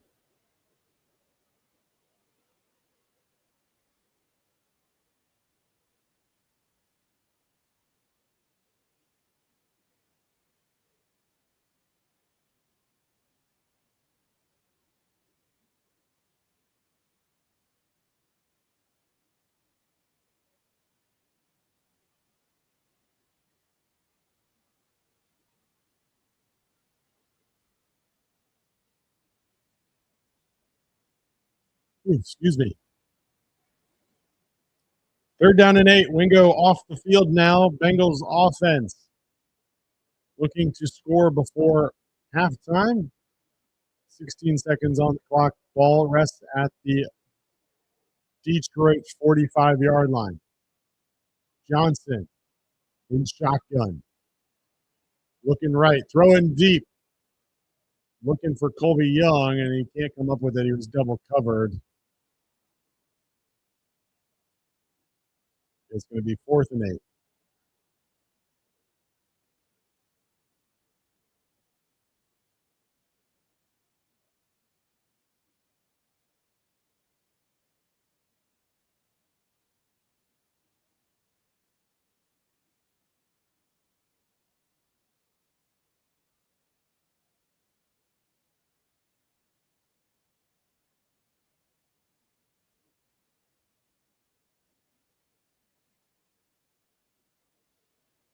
All right, Bengals are going to go for it on 4th and 8 as the play clock winds down near 0. Johnson got hit as he threw it away.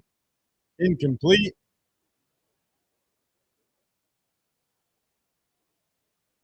There's a flag on the play. Flag at the 43-yard line.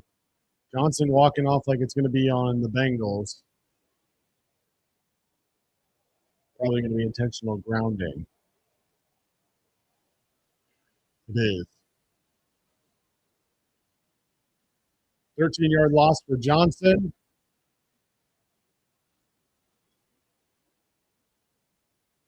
Lions will take over with 7 seconds left at the Cincinnati 43-yard line.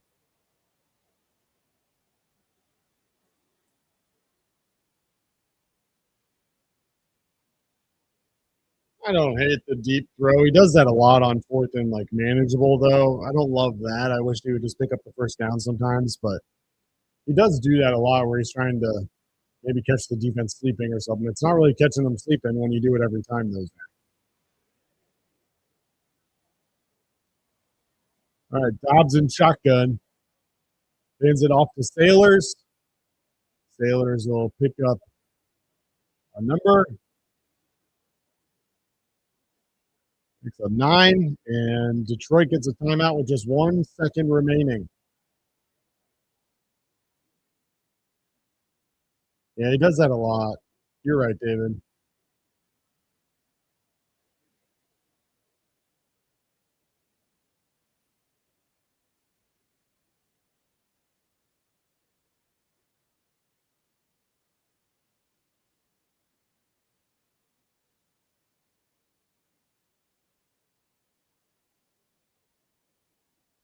All right. Jake Bates in for a 52-yard field goal attempt. That would make it 10-3, or 10-6, apologies. Kick is up. Kick is online and good. Detroit scores. It's 10-6 halftime in Cincinnati at Paycor Stadium. Stick around. We're going to be going with a halftime show in just a moment. Andrew Collinsworth will be joining me as we get ready here for the second half. We'll be back in just a moment.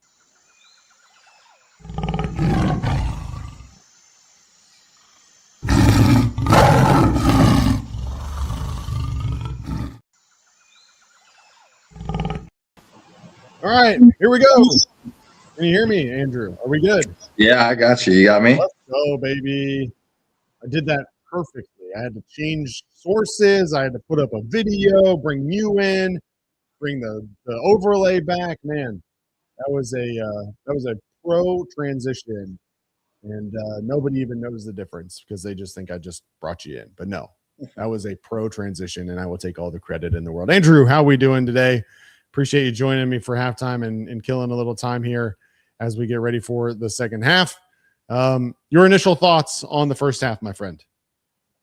Yeah, I mean, there's some sloppy football going on a little bit with the drop passes and whatnot, but I think we can attribute some of that to the rain. Broadcasters were actually talking about it with, them being inside when it rains and whatnot. They may not be getting as much practice.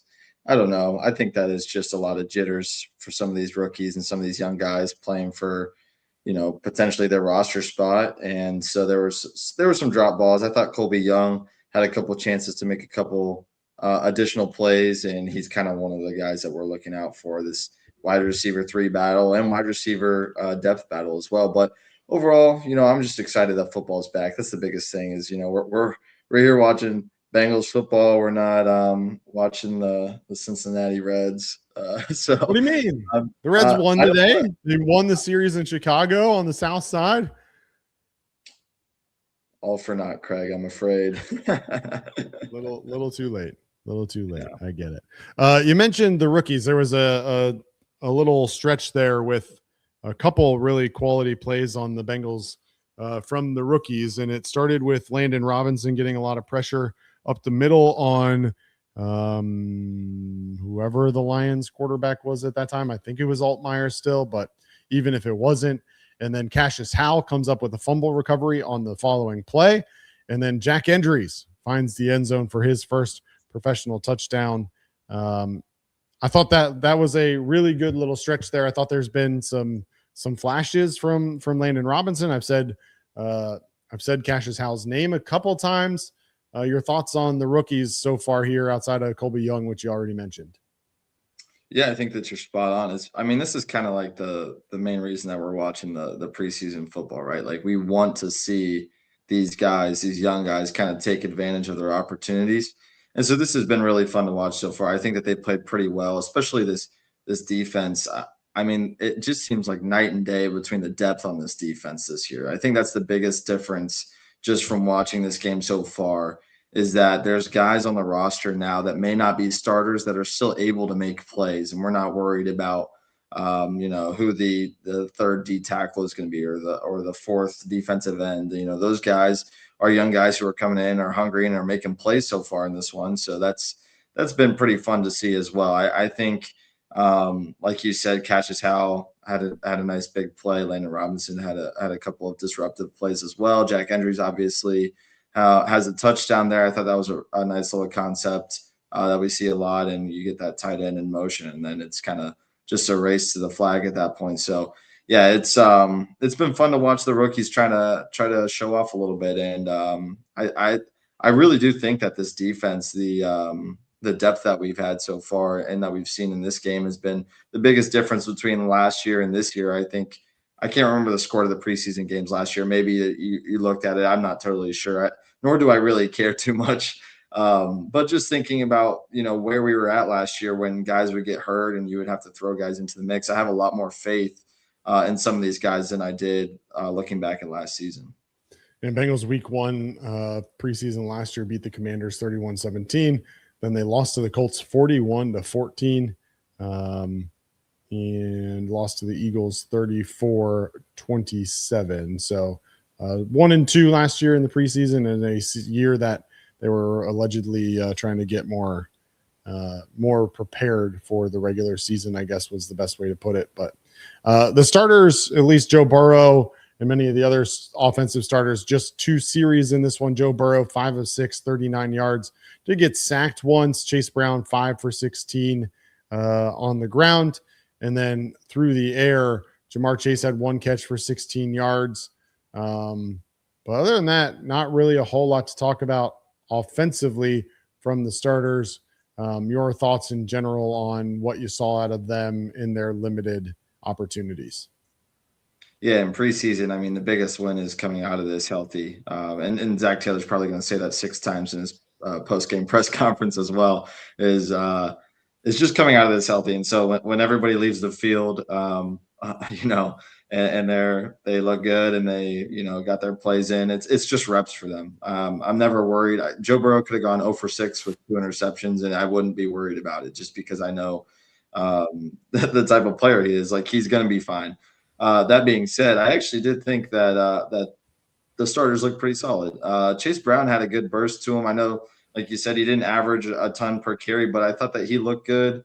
Some of those plays where it didn't seem like he had much, he gains, 3 or 4 yards. And so I think that's really important, especially when, we saw a lot of times last year where they would play 2nd and 11 and they would be in 3rd and long situations, just not putting themselves in the best opportunities. So you turn some of those 1-yard gains or into 3-yard gains, and it can change the situation. So I think that was good to see. But the offensive line played fine, and everybody is going to overreact to the sack. And I'm seeing it on X already. I'll probably see it 40 more times on my feed. Everybody's going to talk about, the first sack of the preseason, Joe Burrow gets sacked. It's a long developing play. It's a play action. He probably went through a couple of progressions. Nobody was open. I would mark that down as a coverage sack. It looked like the Lions may have brought 5 or 6. I don't know. I didn't really pay too much attention to that. It looked like they had more bodies there than a 4-man rush. So I'm not worried about the offensive line either. I can't stand the narrative out there that, Bengals have to keep Joe Burrow upright. Obviously they do. But the offensive line, it's not this monstrosity like it has been in the past. They're going to be solid.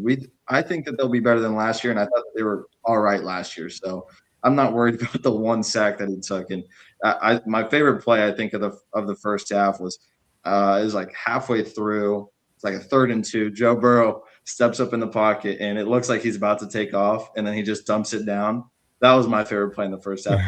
In his mind, in a regular season game, he's running that. He's taking the first down easy. In this situation, he's smart. Thank God he didn't try to, dive forward. He just drops it off to his tight end or running back or whoever it was, and they get the first down that way. So I was okay with that. I think it was a completion to Drew Sample, but hey, maybe we're seeing the dawning of a new Joe Burrow. Maybe that is what we're going to expect from him. That would be a interesting development. You mentioned obviously getting out healthy, that being the most important thing. Dexter Lawrence basically plays 1 series in this one. Didn't really call his name at all, and then he was done. But this defensive tackle room is really kind of, at least to me, that defensive line has probably been the standout showing from this first half. You look at all the plays that they've made, the pressure that they've put on Detroit's offense. Obviously, they come up, Cassius Howell comes up with the fumble recovery, Landon Robinson making plays, Chris Jenkins making plays. I really liked what I saw out of that front 4 from the Cincinnati Bengals defense here in the first half. Yeah, and that's kind of what I was talking about earlier with the depth. Is I just thought that the front seven depth was better. I actually thought that the Bozeman looked pretty good. I know he had the big play in the backfield, but he had a couple other plays aside from that. We always think about like the standout, the flash plays, and he had that. I think he just recognized the play very well, and it looked like he was on some sort of blitz maybe, and so he gets right through and makes a big stop there. But he had a couple other nice open field tackles and playing coverage. So it's he's another guy who's probably going to be fighting for a spot on that 53 man. Last year we saw Oren Burks, as that third linebacker. I don't know. I'm not a huge fan of him. I think I mentioned that a couple times last year. He's just uh, it's not always pretty when he's on the field. But like you said, the defensive tackle group looks good, and yeah, Dexter Lawrence is the big name there. And we didn't see a whole lot from him tonight because he only played in one series. But everybody else seems to be doing something to impact the game, and I'm sure that Dexter Lawrence is probably helping them out as well. Like we mentioned all the time in the offseason, like we see all the national media talking about, he's going to take double teams. He's going to help guys get more pressure and help in the run game, even when he's not actively making a tackle or shedding a block. So I think there's a little bit of that going on as well. But yeah, the depth at defensive line looked really solid, and that's a huge markup for the Bengals compared to last season. The other position that was of note coming into this game was just the secondary in general and defensive back. DJ Ivey made a pretty nice play early on in that first half. PJ Jules on the other side flagged a couple times, gave up a big pass. Your thoughts on the secondary here in the first half? Yeah, I think that they did okay. I think you mentioned DJ Ivey with a nice pass breakup there, and some of those big plays that the Lions had were just dump offs to the running back, and it just looked like maybe the Bengals were in zone. It's hard to tell when you're watching a TV broadcast what the coverage is and those sorts of things. So I'm not going to sit here and point fingers at anybody yet, but when the ball was thrown down the field, I thought that they did a pretty solid job. The interception was kind of just right place, right time, I guess. Tesla definitely should have caught that football hit off his face, I think. Yeah, but you take it. That happens in the season. I mean, it's going to happen over the course of the year. We saw it in week one last year. Joe Flacco seemed to hit his wide receiver's hands a few times, and it ended up being interceptions. So you have to take advantage of those opportunities. The Bengals, I think, got 3 points after that one. So points off turnovers, making sure that you're creating turnovers. Those are important things for this team, and the secondary is going to be really important for that. So to see them come up and make a couple of big plays early is important, and I think it's good for their confidence as well. Yeah, the biggest, well, not the biggest, but one of the downsides I have so far of the first half is that we're an hour and 50 minutes into this dang broadcast, and we're still at halftime. I know. I mean, I am already yawning, a little tired. Yeah, it's been a long first half. It felt like sloppy first half on the Lions side for sure, with the fumbles. Even on the Bengals side, they had a fumble as well with I think it was Kendall Milton had the fumble with the rain coming down. So sloppy first half, long first half. If I had to say a key for the second half, it's run the ball and keep the clock moving. Let's keep everybody healthy, and let's just get out of here and try to expedite this. Let's take a look real quick at the first half stats. Bengals, 44 rushing yards, 81 passing yards for a total of 125. They had 10 first downs in the one turnover while possessing the ball for 1507. The Lions had it for 1453. They took that for 165 total yards. That's 96 through the air and 69 on the ground. They picked up 10 first downs and had the 2 turnovers. All right. Any additional thoughts on the keys to the second half for you?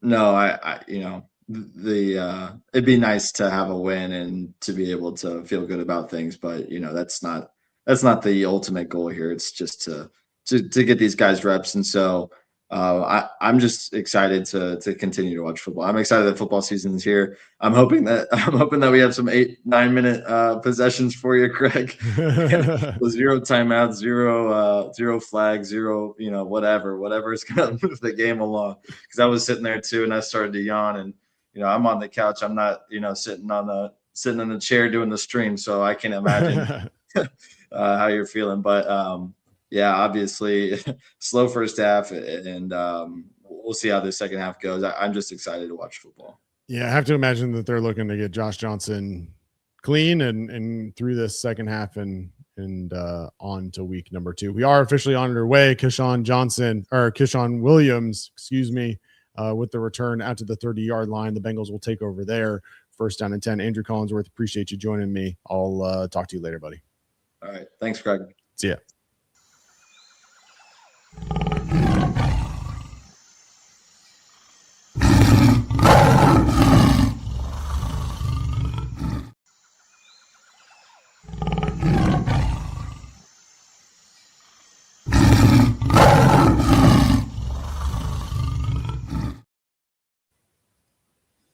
All right, we're back here in the second half and officially underway. Appreciate you all joining us as always. Bengals starting on the offensive side of the ball in the third quarter.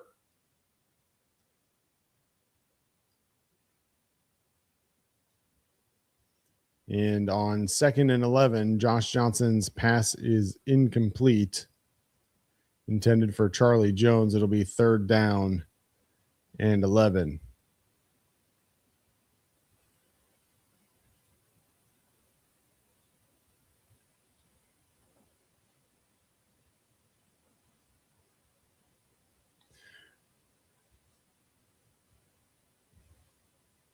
Kendall Milton had the negative 1-yard run on 1st down while we were wrapping up that conversation.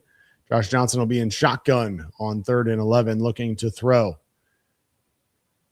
A lot of time back there. Now he's getting rushed by 3 lines. He dumps it off for Tanner Hudson out of the reach of his extended left arm. It'll fall incomplete, 4th down and 11. And that wish for a lot of runs and clock running didn't come to fruition, at least to start the second half. Bengals go 3 and out in just 56 seconds. What up, Ack? What's going on, Ackley? Ricks. I mean, it's an honest conversation. This punt dropped originally by Lovett and then picked back up and running backwards, and he'll be tackled with a loss of 4 back at the 16-yard line. Flag on the play, though.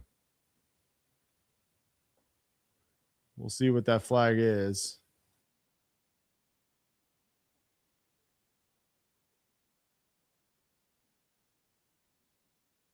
It'll be an illegal block in the back on the Lions.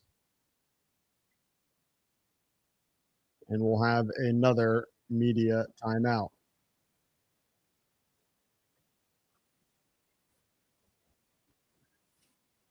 All right, well, now seems like a good time then to remind you here at the beginning of the second half that Chatterbox Bengals is brought to you by Sharefax Credit Union. Sharefax is a not-for-profit financial institution owned by its members that returns earnings to them through lower fees and better rates in addition to traditional banking options. Sharefax Credit Union is an equal opportunity lender and is insured by NCUA.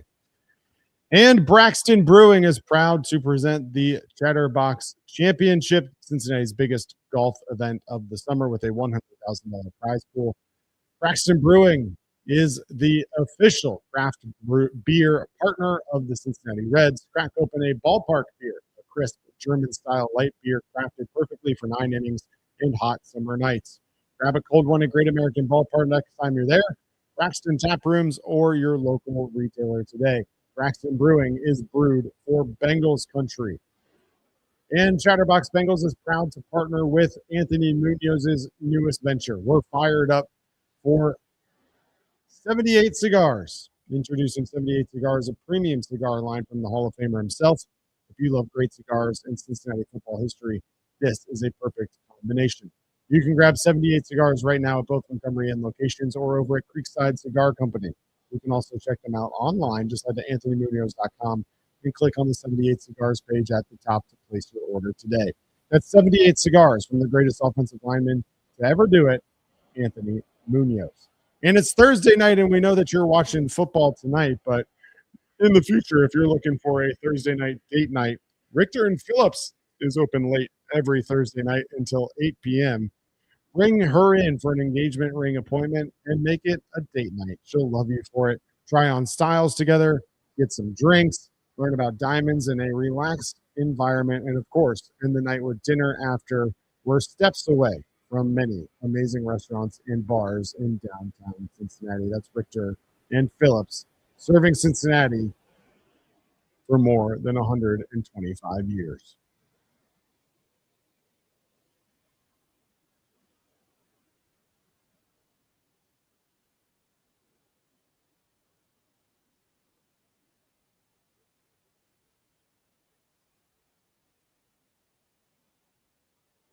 No, Stacy, I cannot show you the game. That's against the rules. That would get us banned from YouTube.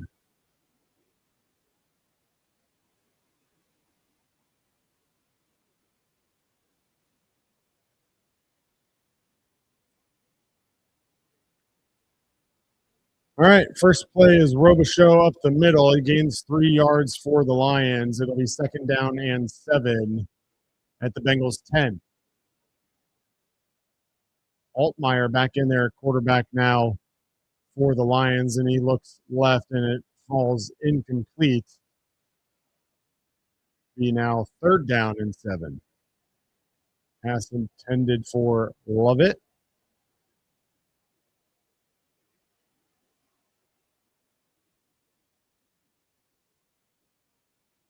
Third down. Altmaier in shotgun, looking to throw. And the ball is tipped at the line, falls incomplete, intended again for Lovett. Howard Cross the third gets the tip at the line, and the Bengals will force a 3 and out. Lions will be punting from inside the 10.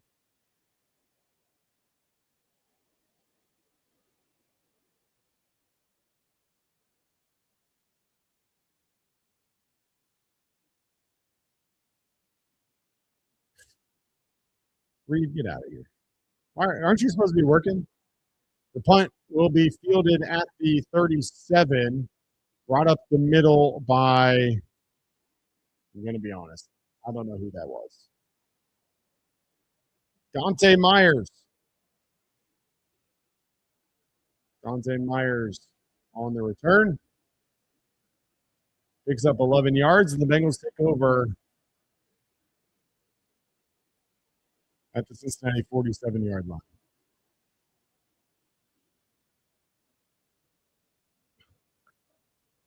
What did I call it earlier, Reed? I called it scraggly. Scraggly blonde mustache. I think that's a pretty fair assessment if we're being honest.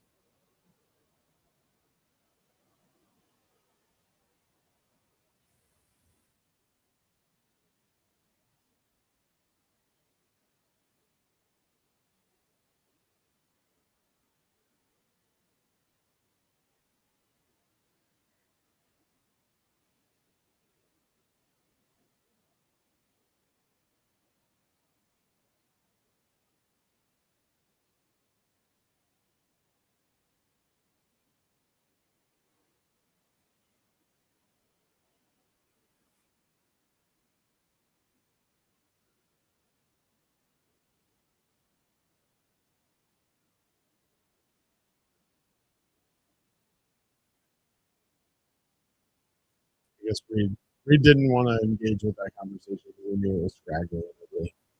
Yeah, I said it, Reed. I said it.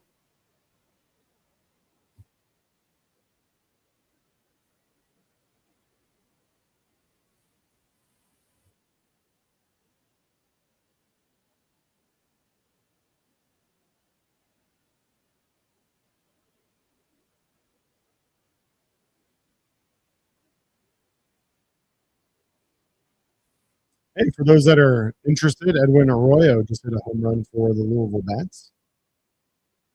Ooh, an absolute no doubt shot deep to right field for Edwin Arroyo.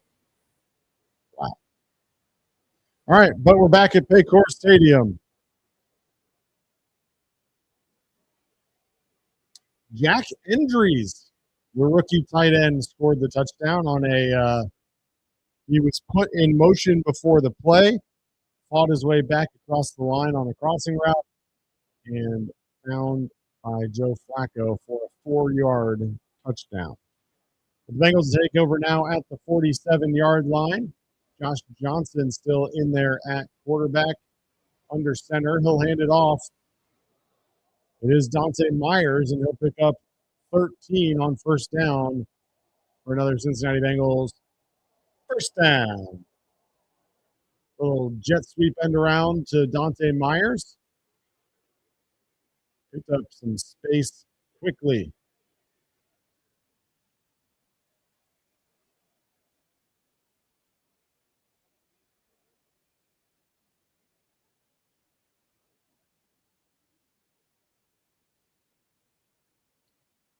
$12:30 to play in the third quarter. Johnson under center.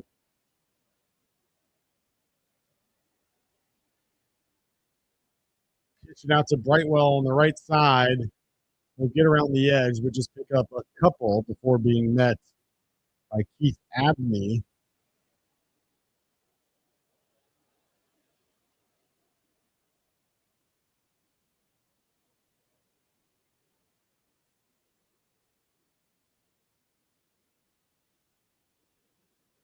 Oh my God, mate. Jeez.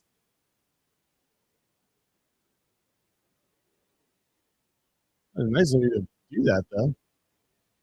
Johnson now in shotgun. Looks left. Throws left. Caught. Noah Thomas, the undrafted rookie from Georgia. But it's going to be an illegal formation. Come back 5 yards.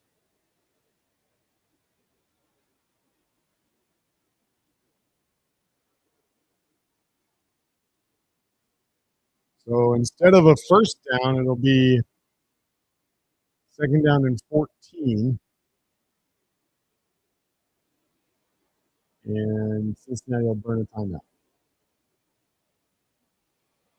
Johnson was kind of signaling like he couldn't hear the play.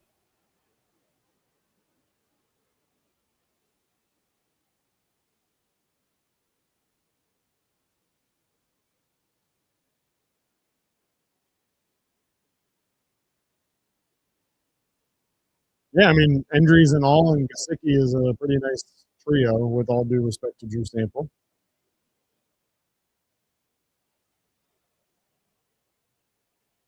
But we'll see if Eric All is healthy and what he can do. Of course, we still have Tanner Hudson as well. All right, back after the timeout now. Josh Johnson in shotgun formation. And he'll throw it over the middle. He's got his receiver. It's caught by Noah Thomas. Pickup of 3.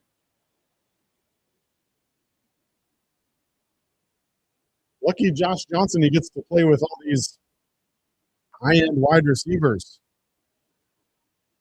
Noah Thomas, Dante Myers. That's an all-star roster right there. Pro Bowl.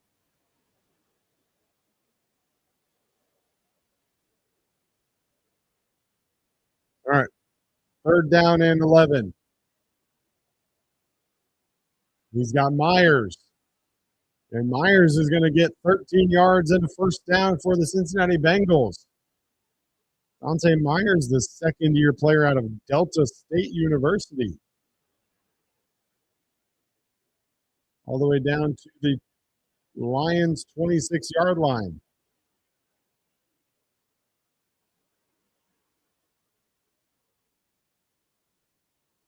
Unfortunately for the person that was in here earlier, it appears as if Taj Brooks' day is done.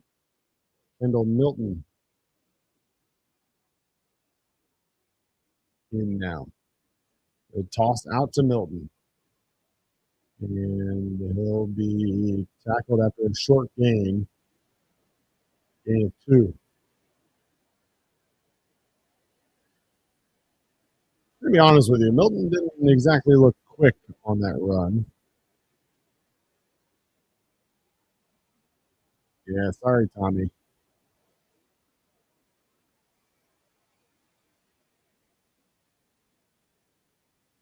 Second and 8. Okay. Andrew Coker didn't know the snap count. That'll be a false start on the Bengals.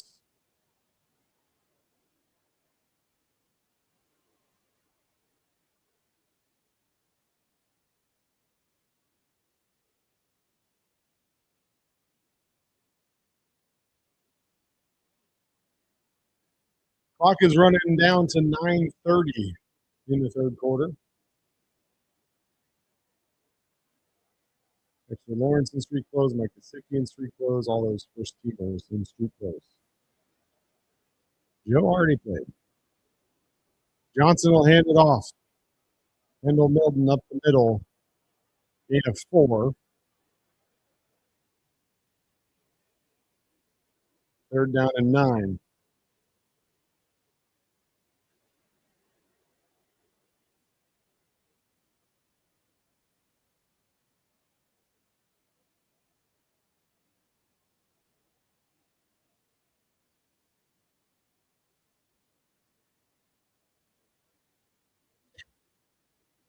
Rick, I think that's an appropriate name.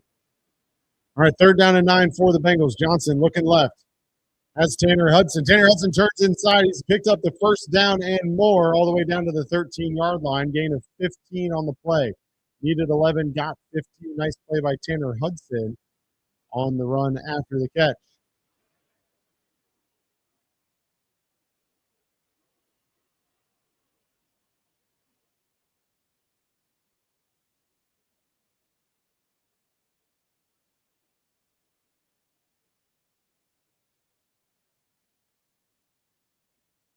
Earned Lauren Strickland on that turn to the inside. Johnson now puts Myers in motion, takes the handoff. Johnson will run with it now, and he'll go out of bounds after a short gain of 5. Scrambling out of bounds after nothing was there on the throw.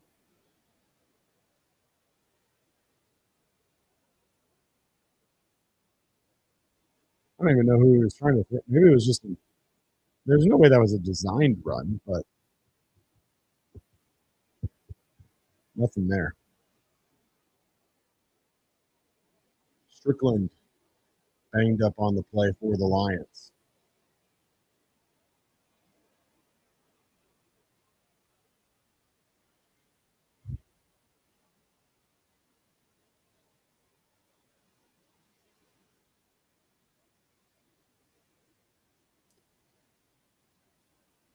Ball rests at the 7-yard line, second down and 5. Bengals can get a first down without a touchdown. Johnson, lob it up to the end zone. No. Nice one-handed grab by Noah Thomas, but he was out of bounds, wasn't able to come down with both feet in the end zone. It'll be an incompletion. But a nice attempt by Thomas. Just that ball led him out of bounds and wasn't able to get down in bounds as Roger McCreary was on the coverage for the Lions. Third down and 5 now.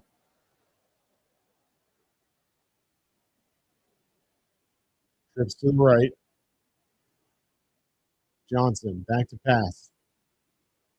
Got hit from behind, fumble, and Jalen Rivers will fall on it. Andrew Coker beat on the outside for the strip sack fumble. Hassan Nain with his second sack of the game. Decent game for the young man.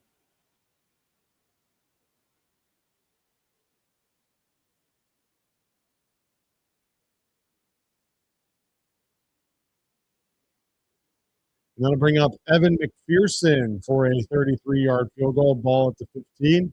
An extra point for McPherson is up and good.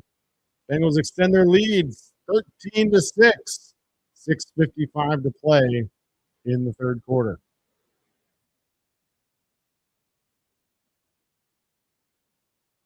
Yeah, defense. We went over it earlier. The defense struggled in the preseason. At least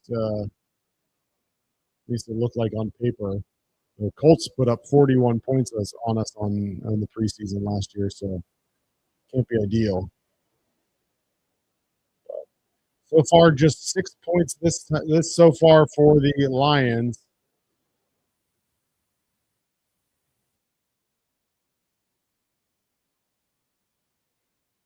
$11 plays, 38 yards, 6 minutes and 7 seconds off the clock on the drive. Lions so far 168 total yards, 96 of them through the air, 72 on the ground. We'll take a look around the league at other scores. Green Bay and Pittsburgh. Green Bay has a 9-7 lead. New England 10-7 over Indy at halftime. The Chargers are up 10-7 over Houston in the second quarter. And Arizona tied with Las Vegas 14-14 with a minute left in the first half.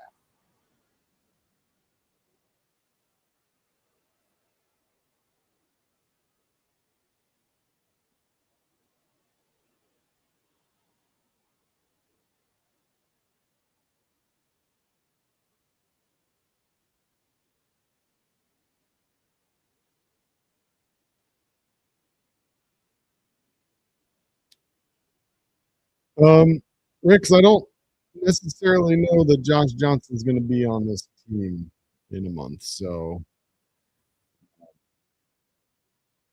you're probably right, and it probably doesn't matter, but we'll see. Be interesting to see if we see Sean Clifford at all in this one. Would guess that he might be a practice squad candidate for this team. Obviously, they brought him back after last year, and we'll see. I don't know that Josh Johnson is. This might be a last year offer. We'll see.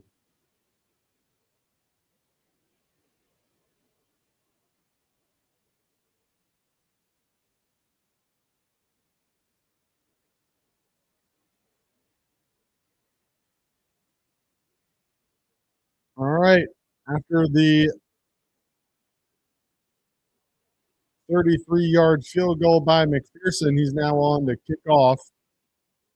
The ball will be fielded at the 2-yard line and brought up across the 25 to the 27. Raheem Blackshear on the return picks up 25. The Lions will take over at the 27-yard line.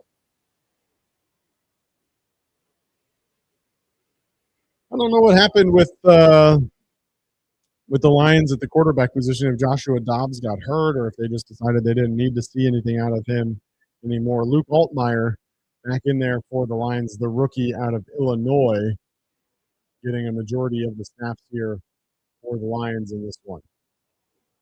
Altmaier is under center with 6:50 to play in the third. He'll fake the handoff to Blackshear. Under pressure, and he'll dump it off and immediately tackled after making the catch. Joe Giles Harris making the stop after a short gain by Horton.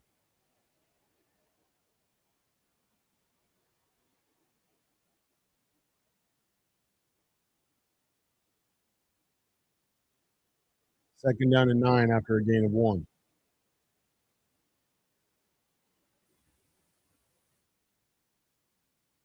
Altmaier now swings it outside to Horton again.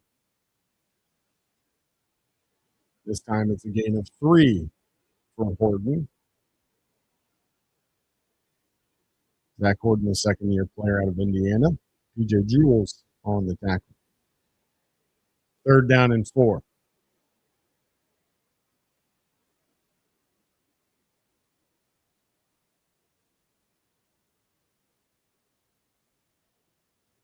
Altmaier in shotgun now from the 31.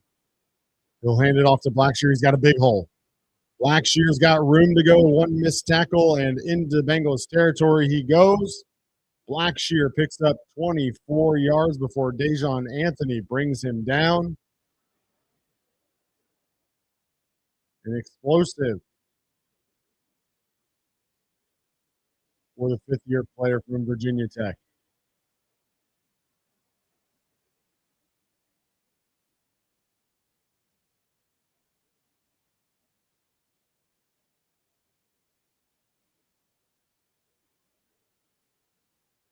Altmaier hands it off to Blackshear again. This time Blackshear is met at the line of scrimmage. Shaka Hayward, Cedric Johnson, amongst others, make the tackle after a gain of 1.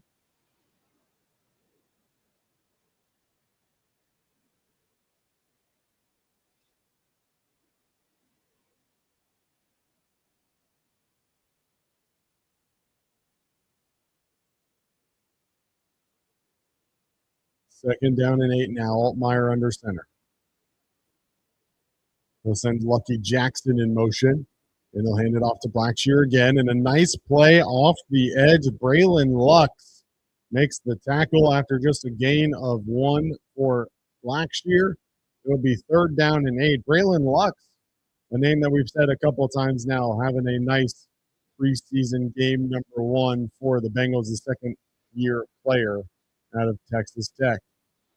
5'10", 180 pounds. He is on the older side for a second-year player, just already 25 years old, but nice play there by Lux. Third down at the Bengals 44. They need to get to the 35. A bad snap, and Blackshear will just fall on it, and it'll be a loss of 7 for the Lions, and it'll be fourth down at the midfield at the 50-yard line. Nate, don't say that. Even if they do we care? Like, good for them, I guess, in that scenario, right? Whatever. It's the preseason. We've seen what we need to see, I think. Clock ticking here in the third quarter, down under 3 minutes as Fox gets the punt away. It'll be fielded by Myers at the 11-yard line, and the Bengals offense will take over there with 2 minutes and 57 seconds to go in the third quarter. You're watching the Cincinnati Bengals on Chatterbox Sports. Make sure you like us a stream. Make sure you drop us a like on the stream if you haven't already, and drop us a follow as well. Appreciate you all tuning in throughout this entire preseason game. If you are unaware, we do this literally every single Cincinnati Bengals game. We do a live watch-along all game long, and then we'll have a post-game recap of all the action right here on YouTube. And then for the Cincinnati Reds, we go live in the ninth inning every single game, all 162. Make sure you download us on your podcast feed as well. Chatterbox Reds, Chatterbox Bengals. The Flying Lion podcast covering FC Cincinnati, and of course Chatterbox Bearcats as the UC season is right around the corner. Bearcats training camp in action already.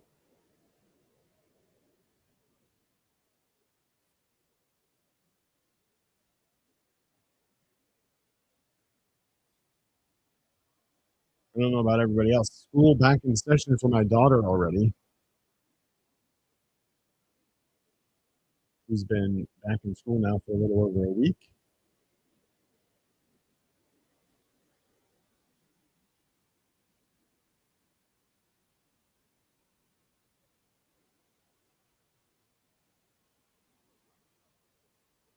I'm in a pick-em this year.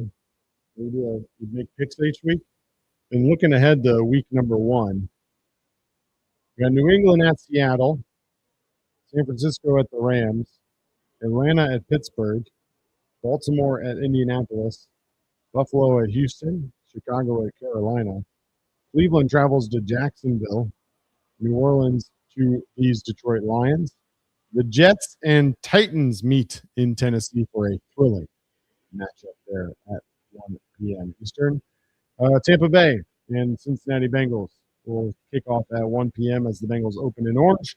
Then we get into your afternoon slate. Arizona at the Chargers, Green Bay at Minnesota, Miami at Las Vegas, Washington at Philadelphia.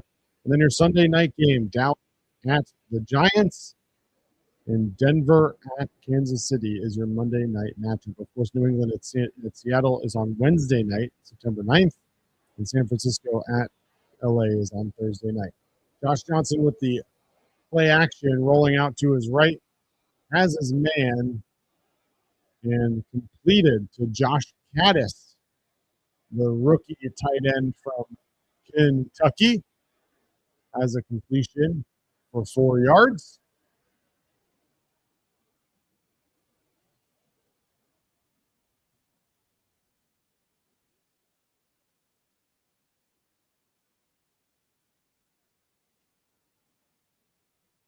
Second down and 6 now for Johnson and this Bengals offense. The handoff is to Kendall Milton.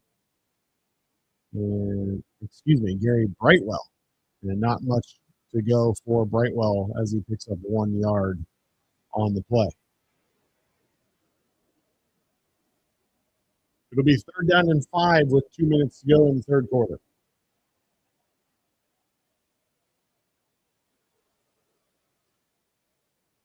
Ball at the Cincinnati 11-yard line.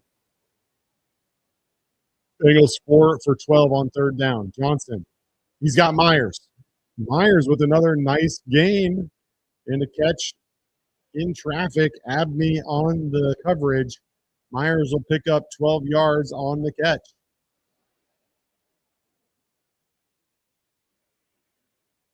Tick, tick, tick, tick, tick, tick, tick, tick, tick.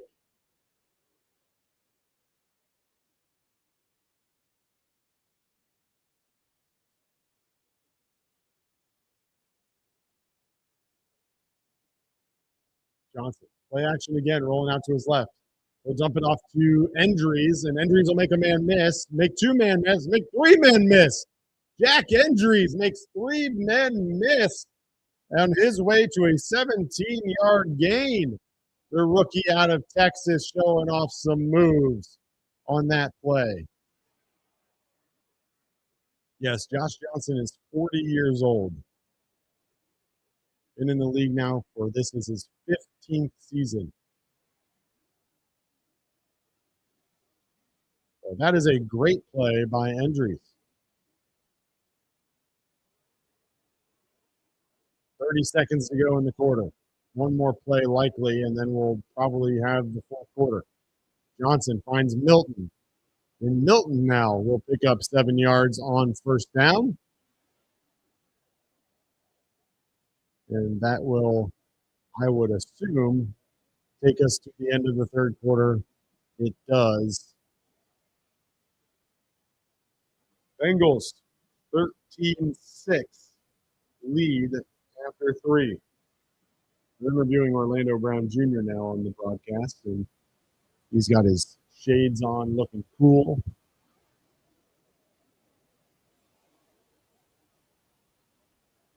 We need him.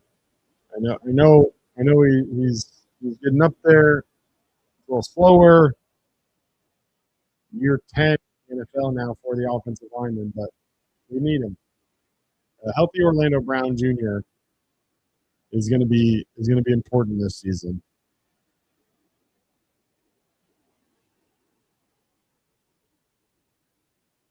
I don't know who's going to win that backup job. If it's probably not Coker based on how he's looked tonight.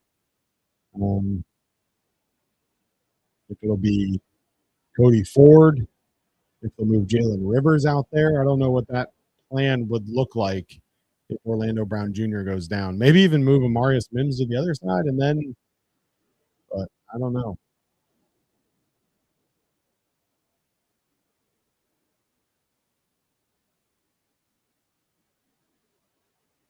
We'll take anything we can get, Rick. Take anything we can get.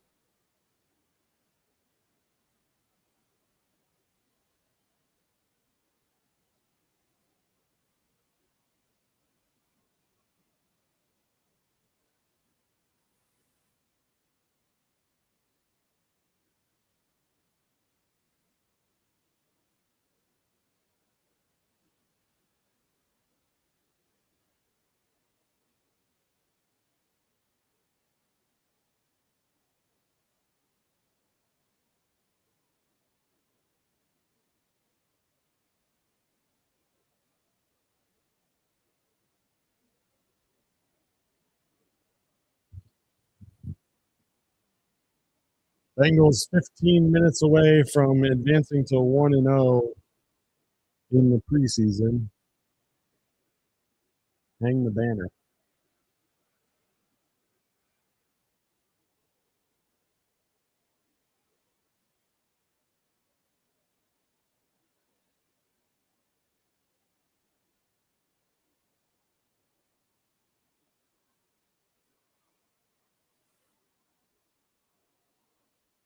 All right, fourth quarter.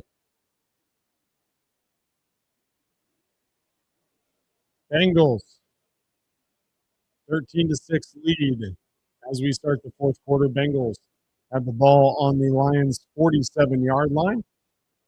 Johnson will send Jordan Moore in motion and then hand it off to Kendall Milton. Milton will pick up 2 on the first play of the fourth quarter.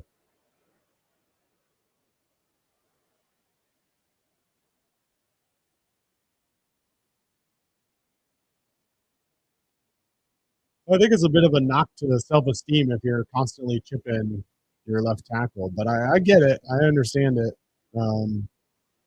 Probably don't need to do it a whole lot in the preseason, but I would imagine, especially in important moments in the season, that they'll maybe put Drew Sample out there or something else. But yeah, you'll probably need to help him a little bit. It'll be 3rd down and 1 for the Bengals at the 45. Fake the handoff, dump it off to Jack Hendries, and there you go again. Hendries, maybe a weapon for this Bengals offense. Picks up 4 yards, and the Cincinnati Bengals, first down.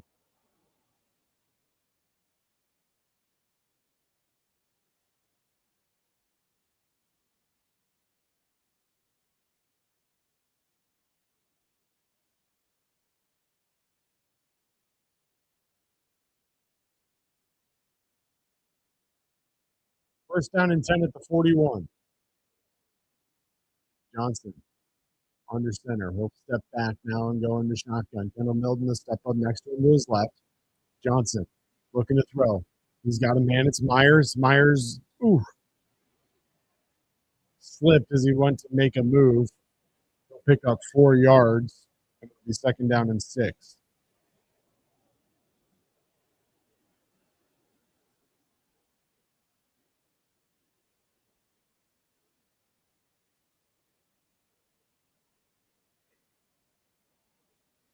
Let's just remember the O-line was good last year. I mean, I get it, but you don't have any sort of scouting report on the dude. You're just out there on an island trying to get a job done. You know, Kendall Milton will pick up 3 yards on 2nd down and 6. Make it 3rd down and 3. I mean, your O-line, Orlando Brown in his 10th year in the league, Dylan Fairchild in his 3rd, Ted Karras in his 12th, Dalton Reisner now in his 9th, and Amarius Mims in his 4th. So you've got a lot of experience there, but also a couple younger guys that are looking like they could potentially be cornerstones for years to come in Amarius Mims and Dylan Fairchild. So, you know, that's got to be your goal here is how do you bridge the gap between the aging vets and what's next? Because I don't know that you have your left tackle of the future on this team today, unless you're going to move Amarius Mims to that side, which is certainly a possibility. If they go away from Orlando Brown Jr., they can move Amarius Mims over there. But I would imagine that if that's going to be the decision, they're going to want to do that in the offseason so that Amarius Mims has as much time as possible to get comfortable over there. Because we've seen it time and time again in the NFL, somebody who's good on one side of the line who just can't adjust to going to the other side of the line for whatever reason. And so I wouldn't want to do that mid-season. I would hope that Amarius Mims will stay on the right side for at least for this year. And then they'll just figure out what to do with Orlando Brown Jr. after that. But they've got time to figure it out. And knock on wood, the O-line can stay healthy and continue to be a solid piece of this Bengals offense because I think they are underrated, and I think that they did their job. And are they the best? No, but they did okay.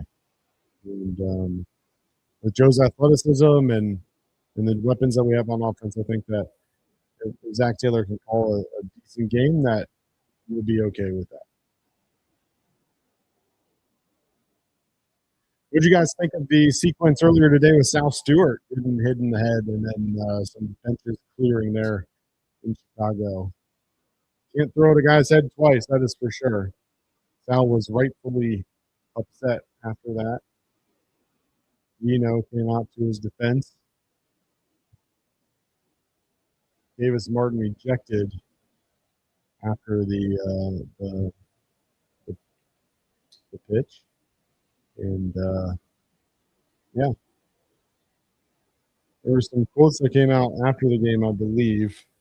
Davis Martin saying that he was dealing with a blister, and that was one of the reasons that he kind of lost control a little bit and maybe headed for the IL. So he just got lost grip as Tanner Hudson picks up a first down for the Cincinnati Bengals. Let's keep that clock moving. Keep that clock moving. Davis Martin on his ejection said, quote, "I just lost grip of the ball. The first one went over his head, made eye contact, said my bad, and I had no intention of doing that. And then the second one, as Myers fumbles, I don't think that's a completion. We'll see what they say. I think it's incomplete. Had no intention of doing that. And then the second one, we were trying to just drive the fastball down and away to kind of reset, which is a good reset for me, and then just lost it again. There's no intention there. Guys just came back, picked me up after the first inning. We were up 4-3. That's obviously the last thing that I'm trying to do is trying to start something there, which I agree. I think that in general, it's probably unintentional, and it is what it is. And Dan Campbell's going to challenge that football. And I'm pretty confident that was 2 feet and then lost it. So I don't think you're going to get a fumble there. Meanwhile, the home plate umpire Alan Porter had this to say after the game about it. He said, "So the first inning, Stewart hit his home run and probably admired it a little too long from the plate. The next at bat, he came up in the third. First pitch, he threw a strike, and then the next pitch went well above his head, but definitely in his direction. And then he hit him with the next pitch.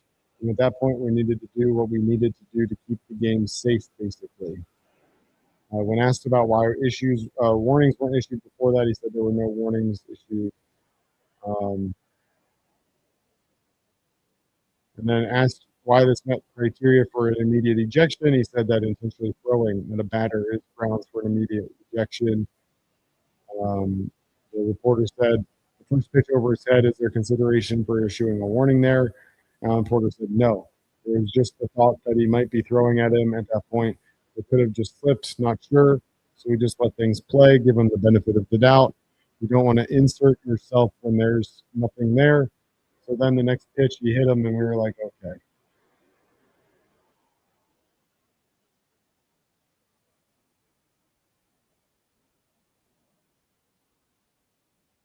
So, interesting comments from Alan Porter. Yeah, pretty straightforward.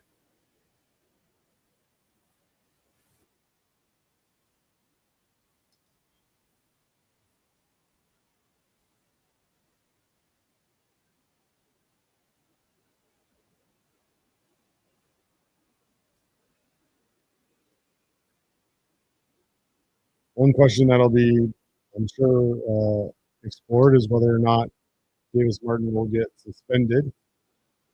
Typically when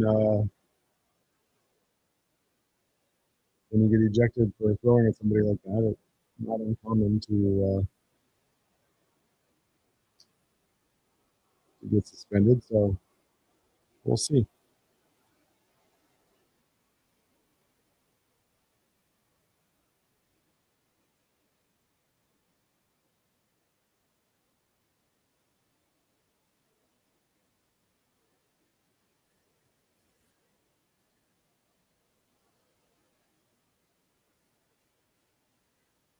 The challenge stands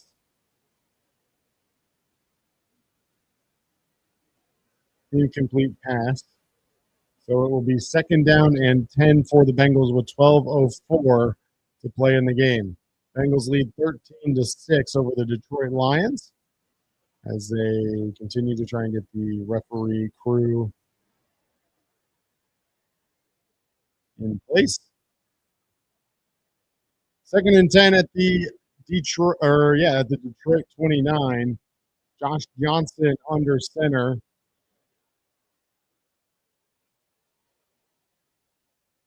Jacob Bayer in there at center for the Bengals. And it'll be a little swing pass out to Gary Brightwell. And he will pick up 5 yards on the play for a 3rd down and 5.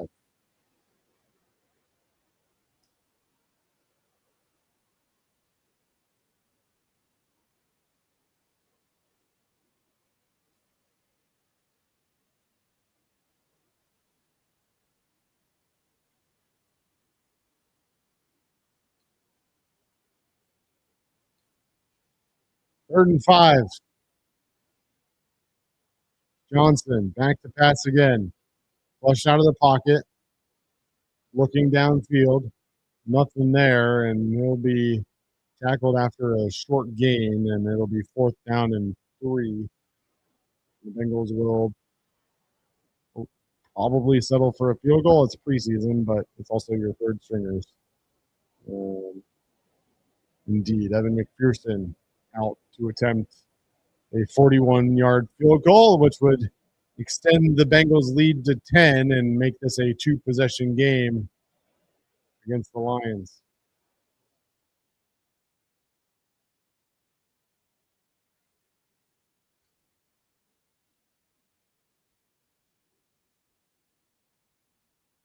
Kick is up and good. Perfect from the entire operation. Wagner, Rico, McPherson, 3.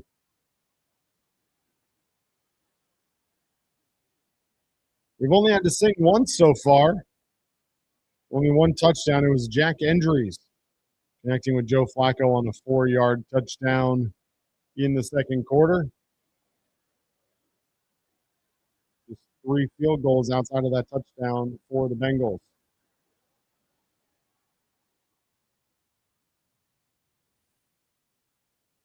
A reminder that we do this every single week for the Cincinnati Bengals. We're live every game,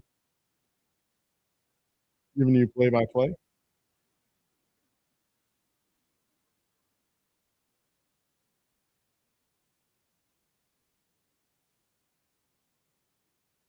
It's almost 9 o'clock here. I haven't had dinner yet. What should I eat for dinner after this show is over? That's the question.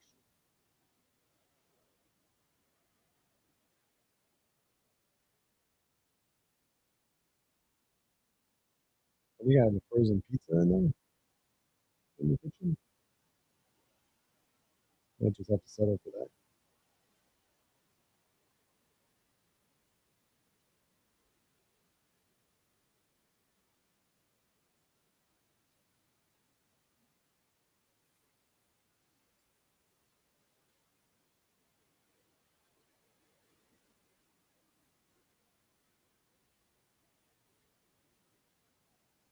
How much money has Kirk Cousins made just off of saying you like that?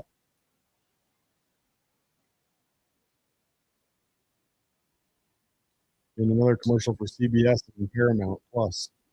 So you like that. That was like 8-10 years ago. It was so long ago.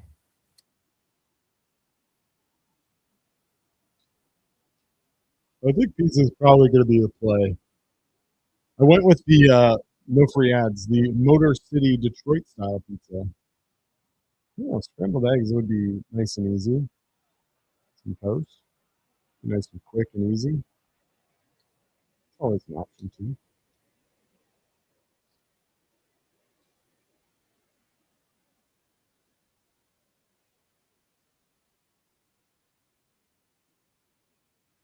Make sure you stick around after the game. Stone Shields and I will be live breaking down all this action from the preseason game week 1.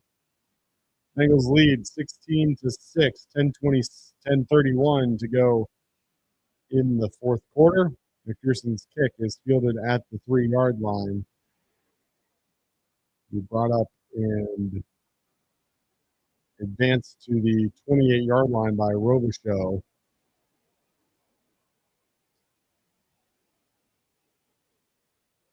This was interesting. They're talking about it now on the broadcast. This is interesting. They're talking about the rule change that now allows another team or another team personnel member to now throw the challenge flag. Zac Taylor made it seem as if he hasn't been throwing the flag for years. But, like, I feel like he has. Maybe I'm crazy. I don't know.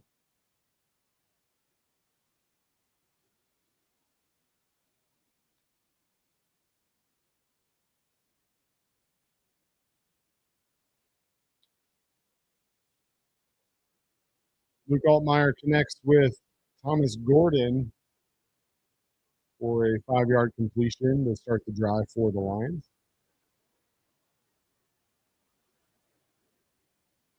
Altmaier now back in shotgun all by himself.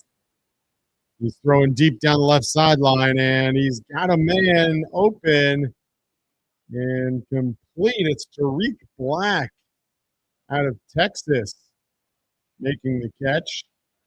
Looked like Sierra Wright was on the coverage. But it'll be offensive pass interference against Black. And bring this one back. Offensive pass interference will give the Lions 10 yards back as he pushed off to create the separation. Ooh, Omaha. Omaha said, "Huh." We love me some Omaha steaks. I don't think I have anything in the freezer right now, though. So, might not be Omaha today. I probably need to place an order, don't I? Altmaier fakes the handoff all the time in the world, deep down the left sideline, and incomplete out of bounds. It'll be 3rd down and 15.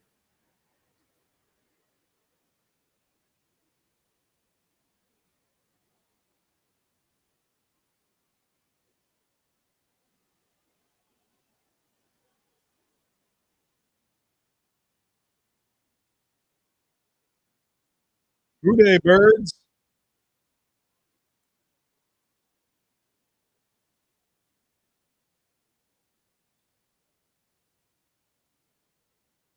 Altmaier back to pass again on 3rd and 15, and he's going to be taken down behind the line. Landon Robinson in there along with Antoine Ryland Powell Ryland, excuse me.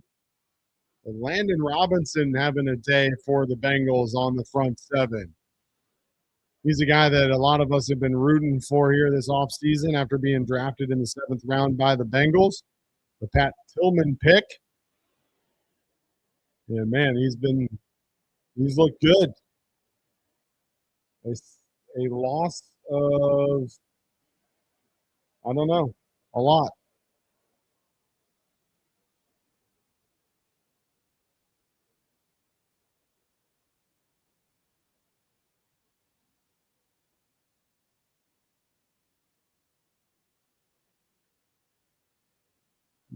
Play-by-play hasn't updated, so it was a loss. Landon Robinson.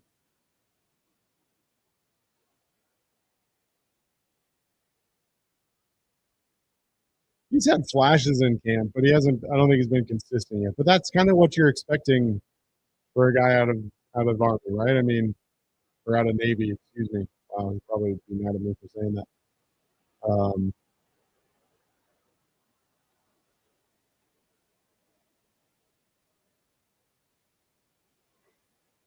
I mean, you're talking about a 6 foot, 295-pound defensive tackle, so a little bit different cut than Dexter Lawrence and TJ Slayton, who are both 6'5" and 340 pounds, and Jonathan Allen, who's 6'3", 300.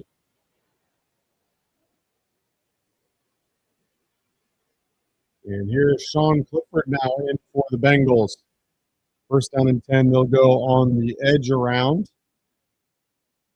It'll be Keyshawn Williams on the carry.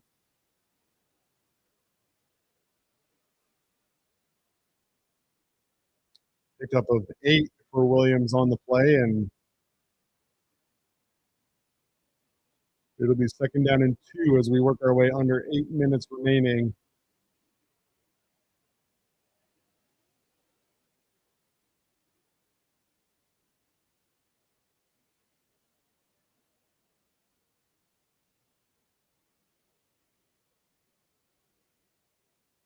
Play clock down to 3, 2. Clifford hands it off. And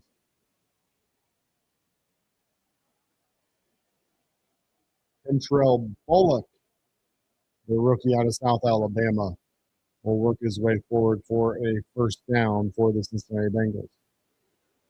The Bengals' 15th first down of the day.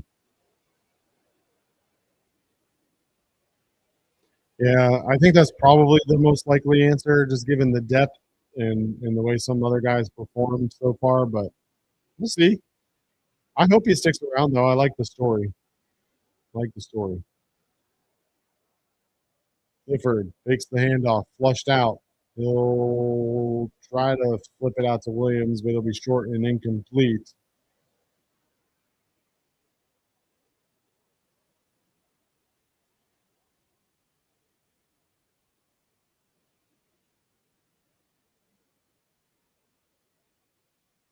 Second down and 10 for the Bengals, as we just want the clock to keep rolling, but it's not because of the incomplete pass.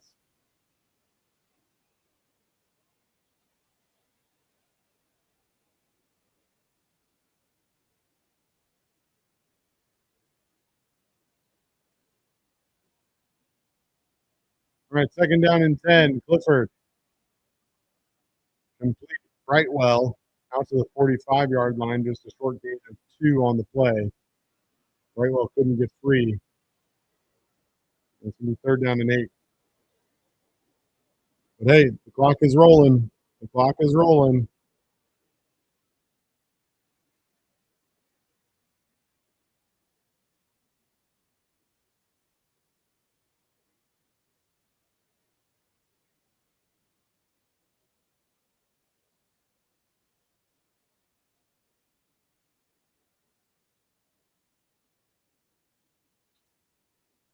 Clifford back to pass on third and 8.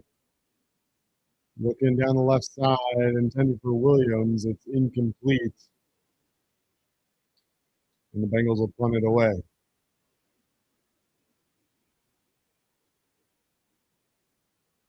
Jackson on the coverage for the Lions.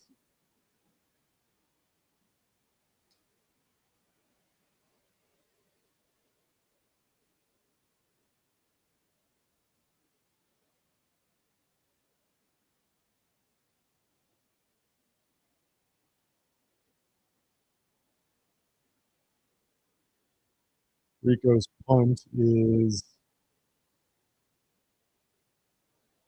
going to go into the end zone for a touchback.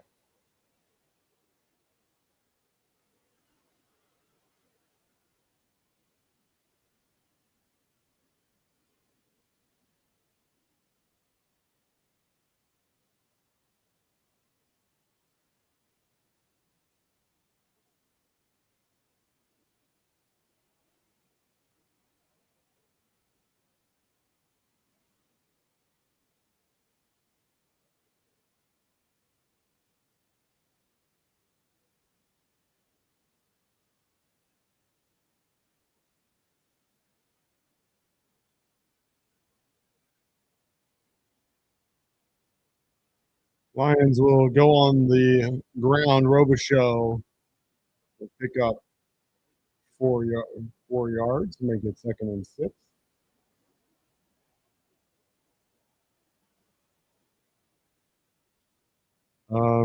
David, no. Once the player signs with another team, that other team gets them.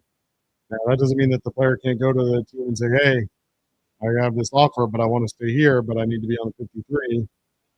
And they could, in theory, keep them there. But once they Once the other team signs him, they're gone. Big run there for Robichaux. Picks up 13 as the Lions keep the clock rolling and pick up a first down all the way down to the Detroit 37.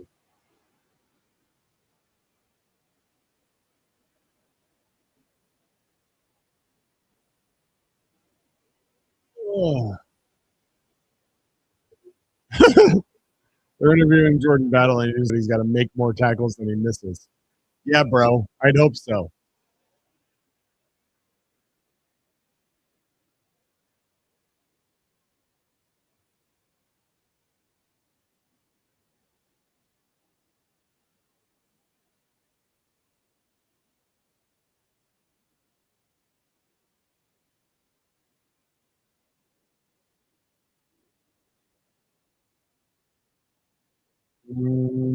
I'm not aware of that, Nate. Maybe, but I'm not aware of it.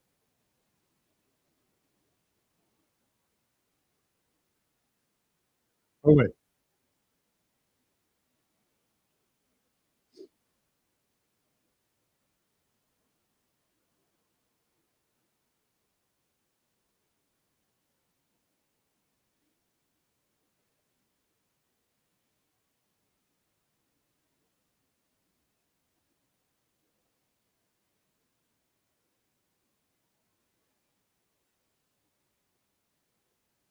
Every Tuesday, teams can designate 4 players as protected, so they can't be placed on another team's active roster from that day until kickoff. So they can protect 4 players now.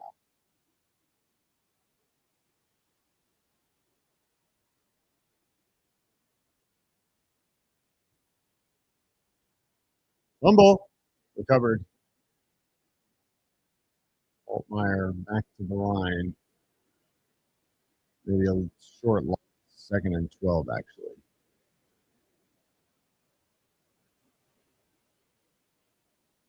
We're down to 3 minutes. We're nearing the 2-minute warning. Keep it going. Altmaier. Throwing. Complete.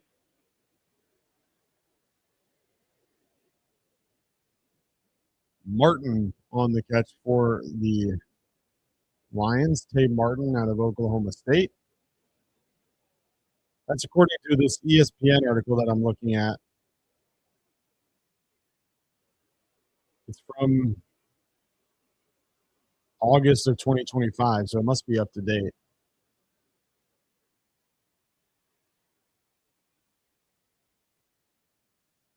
Blackshear up the middle for a gain of 4. 2nd and 6. Altmaier moving quickly now as the clock approaches the 2-minute warning. Ball on the 37-yard line. Altmaier throwing right. Complete. Out to Lovett. It'll be 3rd down after a gain of 2. It'll be 3rd and 4 for the Lions, and we are officially at the 2-minute warning. I want to remind you all, of course, stick around. We're just a few minutes away from our official Cincinnati Bengals post-game show. Stone Shields will be joining me to talk about this thrilling preseason game number 1. Bengals currently leading 16-6. We'll talk about the rookies, talk about some of the position battles. As always, make sure you catch Stone Shields on the Stone Shields Show Monday through Friday right here on the Chatterbox YouTube.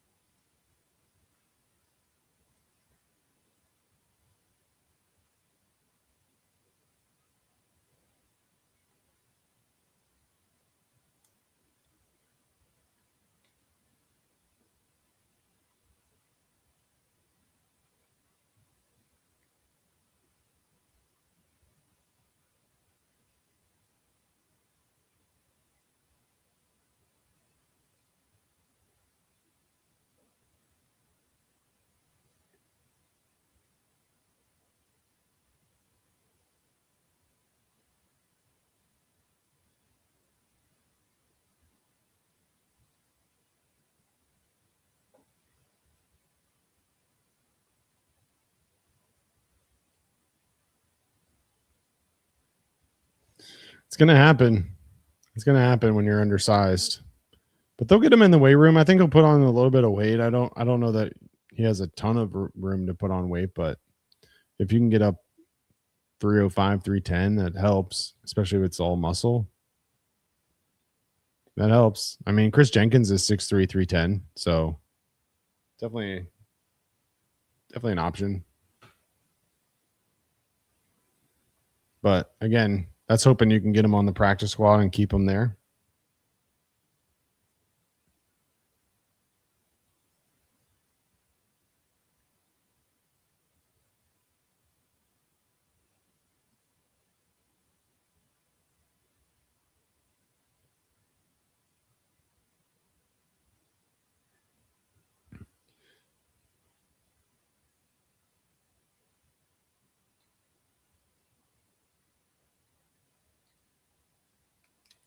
All right.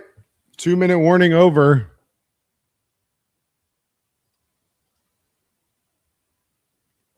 Bengals and Lions.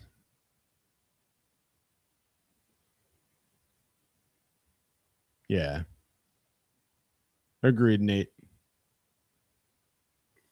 Bengals 16-6 leaders. 3rd down and 4 for the Lions.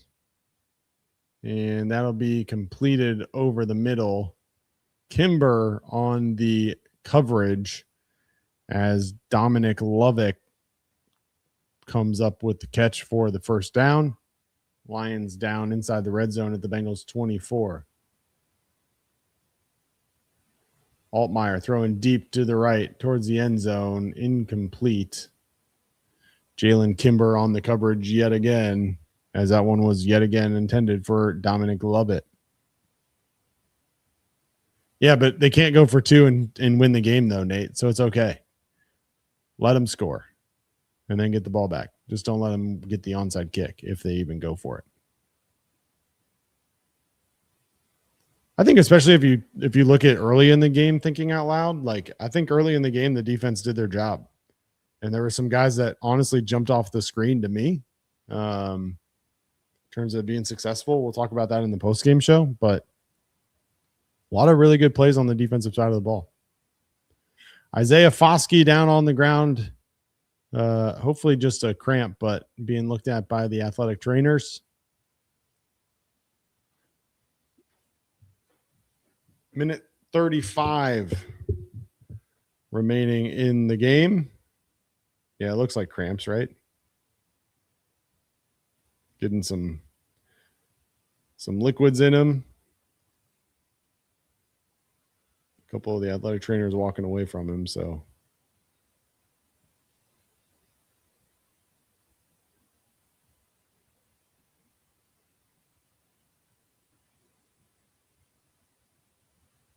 Yeah, they're using the gun on that calf to try and loosen it up. So now Foskey pulling on it.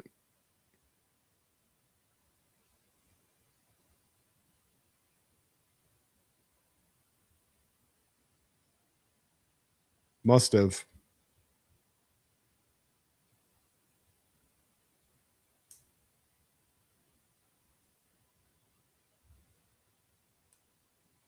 I'm not there yet on my stream, but we'll cover it as soon as we can.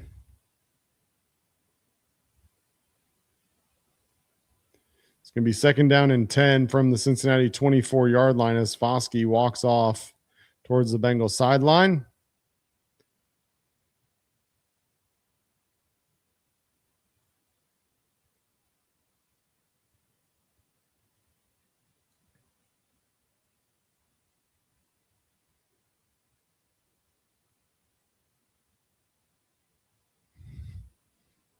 Altmaier back to throw. Finds Black over the middle, and he is in a race to the end zone. Giles Harris couldn't catch him, and it is, in fact, a Detroit touchdown. 16-12 now as Dan Campbell, just like you said, Nate, just like you said, Dan Campbell indicates that they're going to go for 2.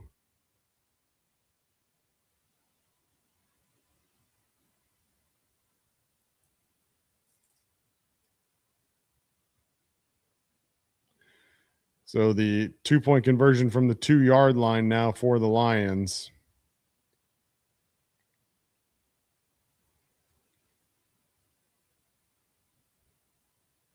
Altmaier keeps to the left in for the 2-point conversion. And like you said, it's a good thing the Bengals got that field goal.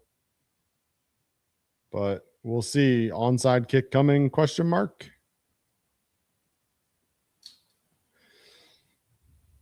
Again, not making much of the third string defense here. Never quitting is Dan. Never quitting.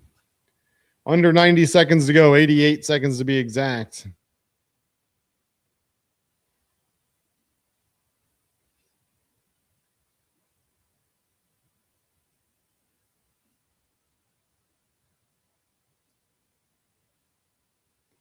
And are we going to get a delay of game here? What's happening?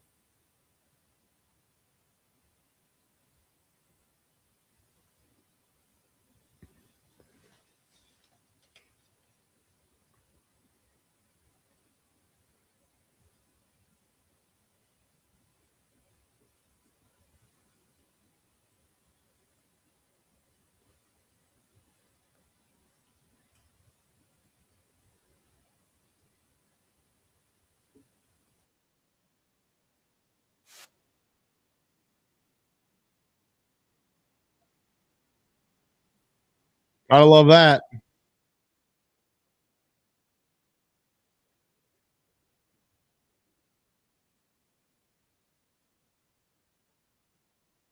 Bates. The soft kick bounces up, and it'll be fielded by Noah Thomas. Noah Thomas brings it in and secures it, but the Lions do have 2 timeouts remaining, so this game not over just yet.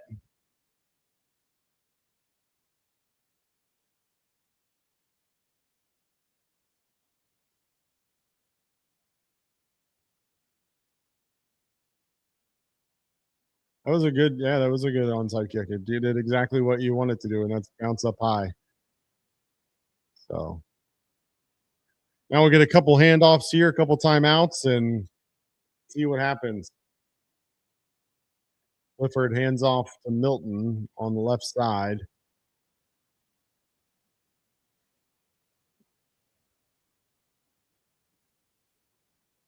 Miles Adams tackles him after a gain of 3. And we get the Detroit timeout with 1:21 to go.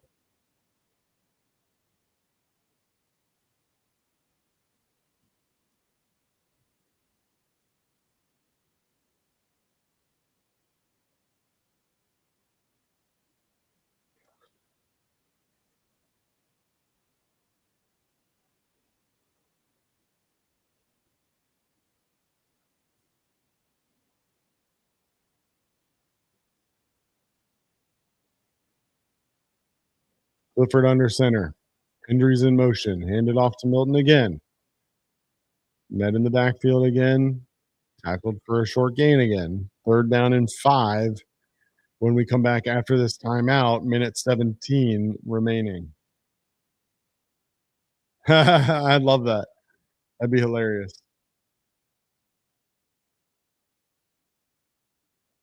I mean, I don't think it'll happen since all we need is a first down, but who knows?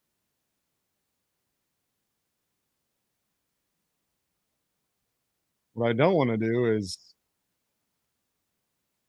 punt it away and then give up a late drive with a field goal to lose it.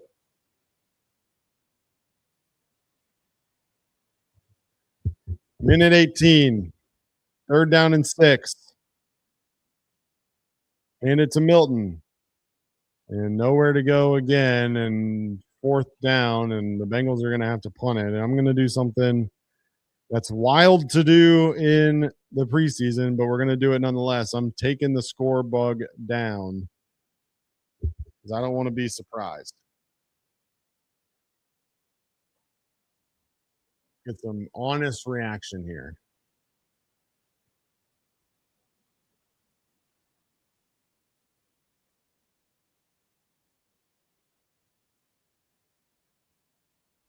We're on the Lions 38-yard line. So could Evan kick from here? Absolutely.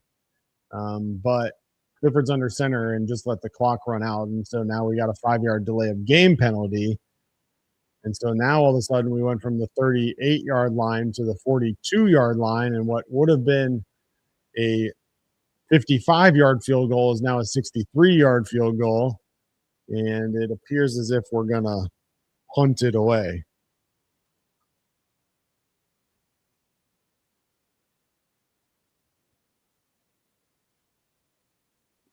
So with 32 seconds on the clock, Ryan Rico out for the Bengals to punt it away.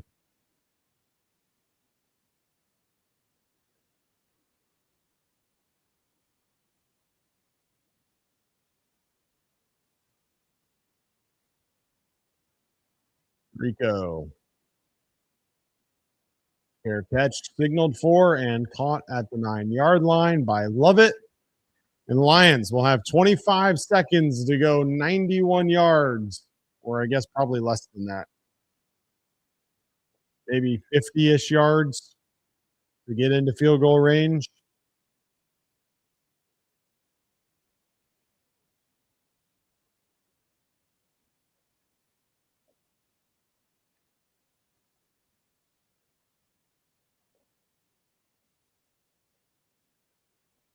Here we go. Altmaier, no timeouts to go. 25 seconds on the clock. Throw it over the middle. And he overthrew his man, and the Bengals have it. Russ Yeast it picked it off, and the Bengals bring it back to the 22-yard line, and this one is over. There's a flag on the play, though, so let's just make sure. Let's make sure that it's going to stand.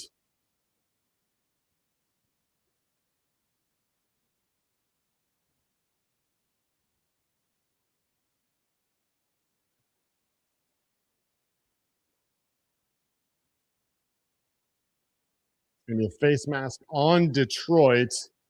And just like that, it is all over in Cincinnati. Bengals going to win it. They'll kneel it out and take home a 16-14 victory over the Detroit Lions in their preseason opener. Be back in just a couple seconds. We'll bring in Stone Shields for a post-game show for the ages, I'm sure. All right, y'all. We'll be right back.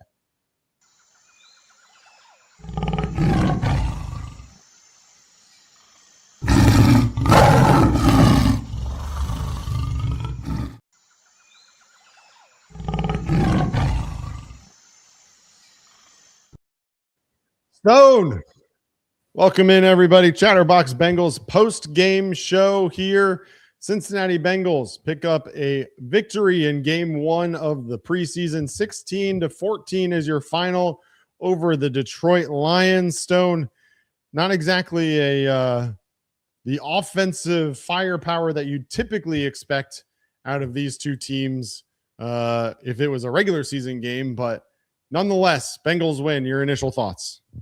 Certainly not, Craig. Obviously did not get a ton of action offensively, but we did see the starters. We did see a little bit of Joe Burrow. We saw Joe Burrow get hit as well, so we all, held onto our hats a little bit there. Some deep breaths. Heart started beating a little quicker there when Burrow was hit, especially that second time. But good to have Bengals football back. Lots of stuff to unpack with this game.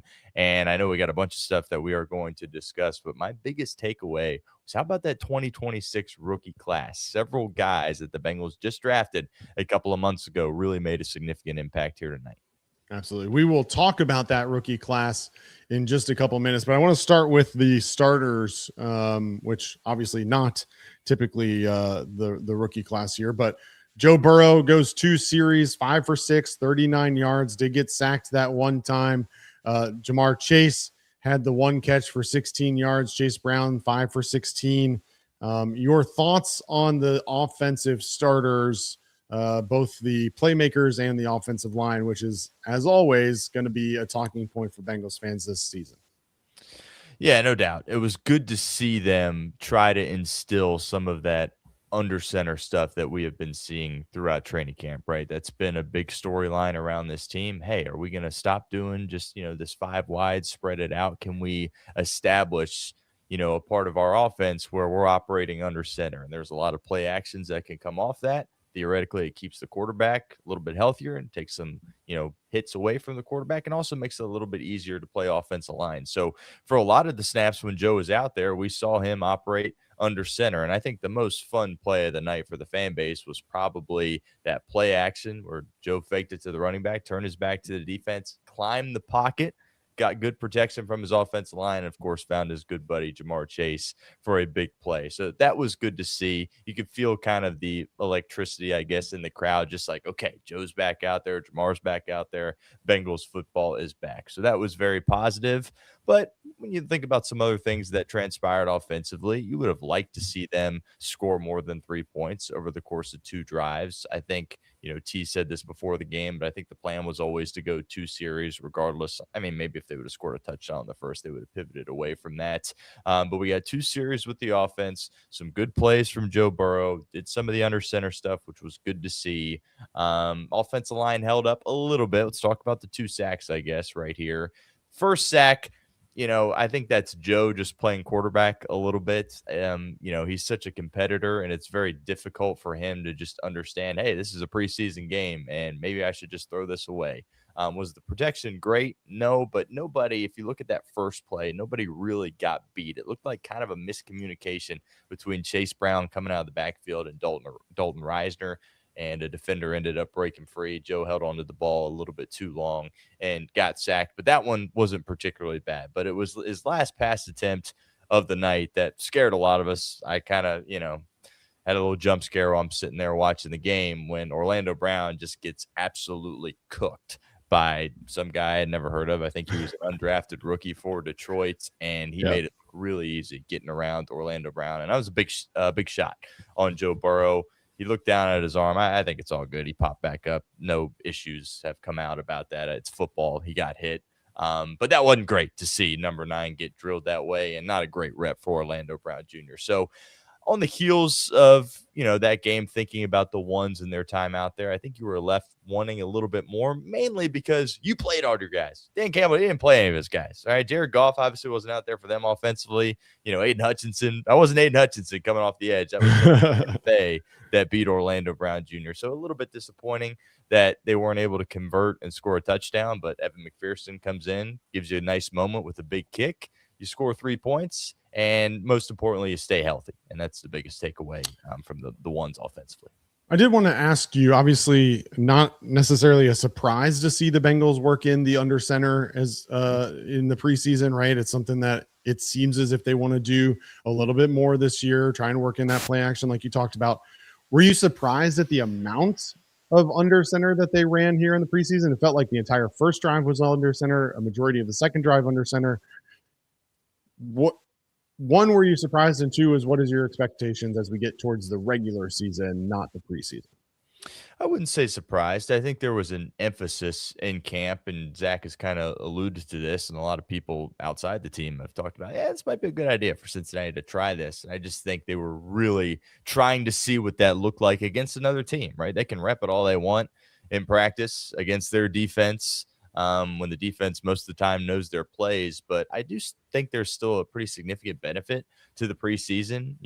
Guys like Sean McVay and Aaron Rodgers kind of poo-poo the preseason. It's not the most exciting thing in the world, but I do think you can learn a lot and you can experiment a little bit, despite the fact that all the stuff that you run is typically pretty vanilla. And I think that was, absolutely something Zach was trying to do. He was like, you know what, let's go out there and actually do this in a game and see how we execute and see how we feel. So I don't think it surprised me that they did it in the preseason. And the second part of your question, what's it going to look like in the regular season? I think they will try it, but if you find yourself down, 10-0 to Baker Mayfield a couple minutes into the second quarter, how long is Zac Taylor going to sit there and say, all right, let's run this play action. Joe, you turn your back to the defense. At some point, Zach's going to understand, why they're viewed as one of the best offenses in the league, and maybe they'll kind of spread it back out. So they're going to try to institute it into their offense, but they're not going to run it as frequently as they obviously did here tonight. All right. Let's talk about those rookies that you mentioned in your opening statement. You mentioned obviously the play to Jamar Chase as one of the more exciting plays, but when you talk about an exciting series of plays, that series of plays there in the second quarter when Landon Robinson gets that huge pressure up the middle, and then we get the fumble recovery by Cassius Howell, and then obviously Jack Endries ends up punching it in for that 4-yard touchdown. Those are three guys, obviously maybe not so much Landon Robinson, but certainly Cassius Howell and Jack Endries that feel like they're going to have a pretty significant role on this team here. I thought that was a really interesting series to really kind of showcase what could be for the Bengals this year. Obviously, the turnover was a fumble that was unforced, and the Altmaier basically threw it into the running back's gut. But nonetheless, still an exciting series, and especially when you talk about those rookies, that 3-play series there for me was one of the more exciting parts of the game. No doubt. And I was really impressed with Cassius Howell. I like that Zac played him as much as he did. And there was actually also a play, too, where he got held, and it probably was going to be a sack for Cassius Howell. So seeing him, get on an NFL field, move around, get that experience, bank those reps, and, be at the right place at the right time with that fumble recovery. I think a lot of us are very excited about what Cassius Howell can bring to the table. And something I've been mentioning on my show is the pressure on him is different compared to the pressure that was on Shamar Stewart last year, because the expectation for Shamar was, hey, kind of need you to come in and be good right away. It's not what the Bengals need with Cassius Howell. Kind of almost feels like Eric All in some sense, where it's like, whatever we get from you, Cassius, we kind of can view it as a bonus. And I was intrigued with what I saw from him. You mentioned Jack Endries, who, the tight end room in and of itself is fascinating. I don't think he is guaranteed a spot on the roster, but he certainly helped his cause with the performance tonight. The touchdown, it was a play that he should have made. He made it, and he'll get to, have that moment forever and obviously keep that football. But it was a play actually later in the game where he caught a pass, and then he broke about 3 or 4 tackles on his way to a pretty significant gain and a first down as well. So really impressed with Jack Endries. He needs to have a good preseason, and he is off to a very good start. And one guy that you didn't mention, Craig, and this is one of your guys. You were fired up when the Bengals drafted him in the 6th round. Brian Parker II, particularly early when he was out there, he was putting some people in the turf. And I was really impressed with him. And it's not going to be this year, barring injury, of course, but Correct. At some point, Brian Parker II is going to be a starter for Cincinnati. And I was really impressed and kind of surprised that he looked as good as he did. Yeah, I if I remember correctly, I might have called that the steal of the draft. But I think he did. Yeah, he looked good for sure. There were a couple other guys that well, let's start with Colby Young, right? The wide receiver 3 competition, if it's really a competition, I'm not honestly sure that it's much of a competition. Yoshi's had some kind of key drops of late, though, that we've seen in camp that maybe the door might be opening up a little bit for Colby Young. What's your take on that competition? Yeah, I think I agree with you. I don't know if Yoshi's definitely the leader in the clubhouse there, but I look at wide receiver 4 between Mitch Tinsley and Colby Young. I just think it is such an advantage for Yoshi at the wide receiver 3 spot because he has banked so many reps, so many snaps. He's going into year 4, and obviously this is an offense. Continuity is kind of the buzzword of the offseason that's been together when we talk about Zach and Pitch and Joe Burrow, and a lot of these guys offensively have been doing it for year after year after year. And I was talking to Reed about this. It already feels like you're kind of drinking out of a fire hose when you get to the National Football League. Imagine doing it and then joining an offense where everybody had been playing together for multiple years. And that's kind of what Colby Young is dealing with right now. But I was really impressed and intrigued by what we saw from Colby Young. He had the one, I don't know if you want to call it a drop, but a play that he could have made earlier in the game. It was well contested. Yes, no doubt. But he bounced back from it. I think the rain was coming down at that moment too, and made some really nice plays after that.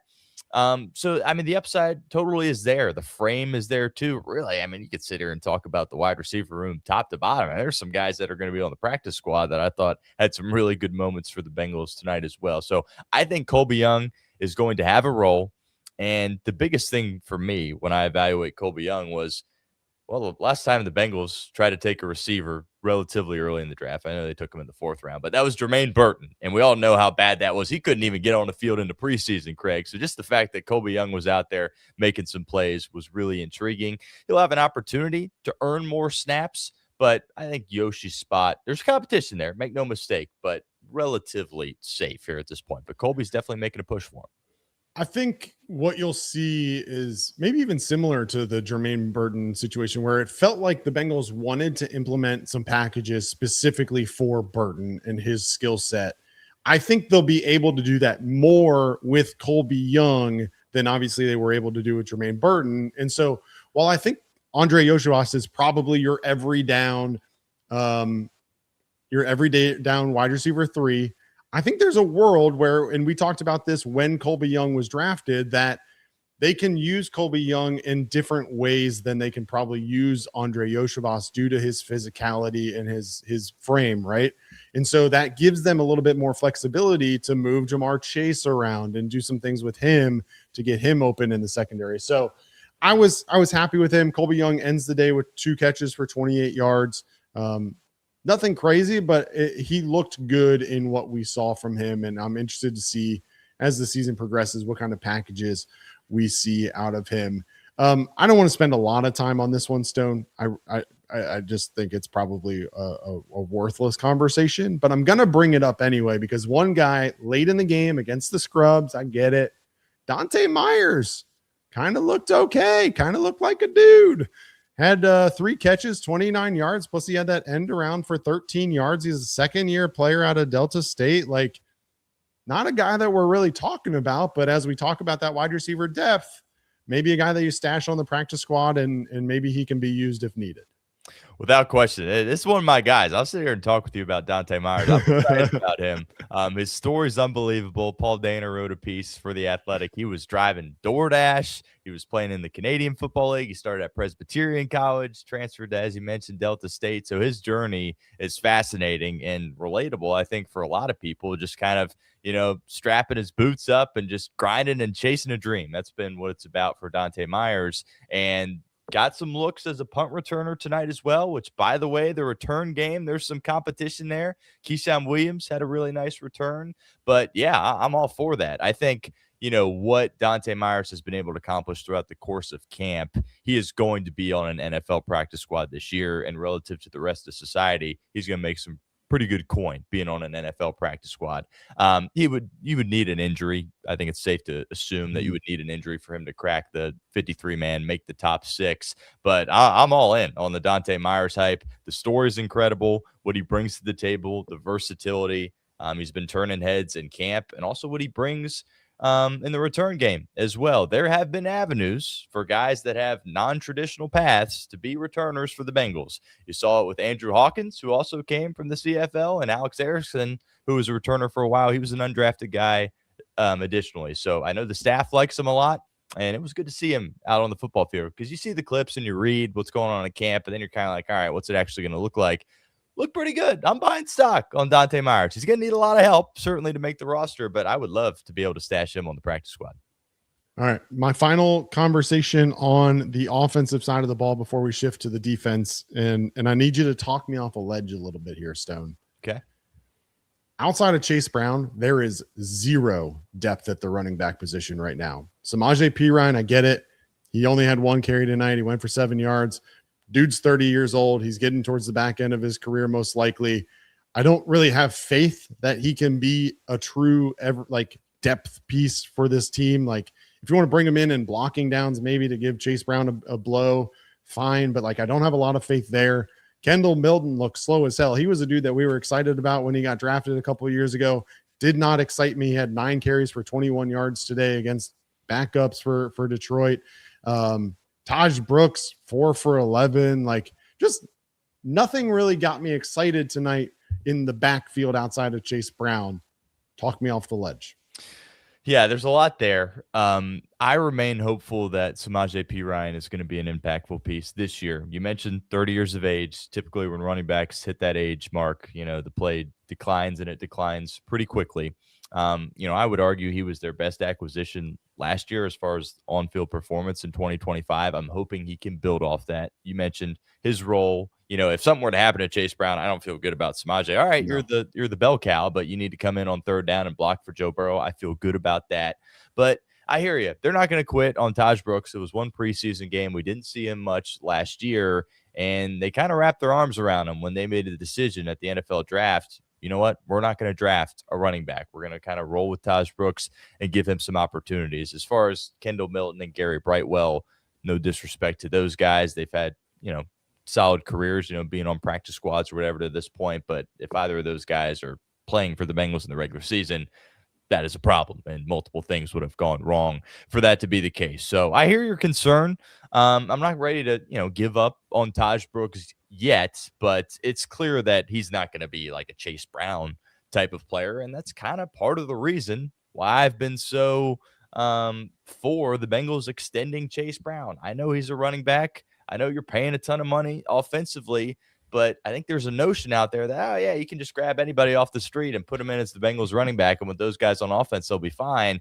That's not the case. Chase Brown has developed into a really, really good player, and that depth at that position since he really took over for Zach Moss hasn't really been tested because he's been so durable. Right. He's been so available, and he hasn't really missed any time. He had tweaked his ankle late in the 1 year, but that's really it. And at that position, injuries can happen. So I hear the concern. Absolutely. I'm not going to quit on Taj Brooks yet. Clearly the staff believes in him, but I would have liked to see a little bit more from him tonight. And hopefully we see that with one of the 2 remaining preseason games.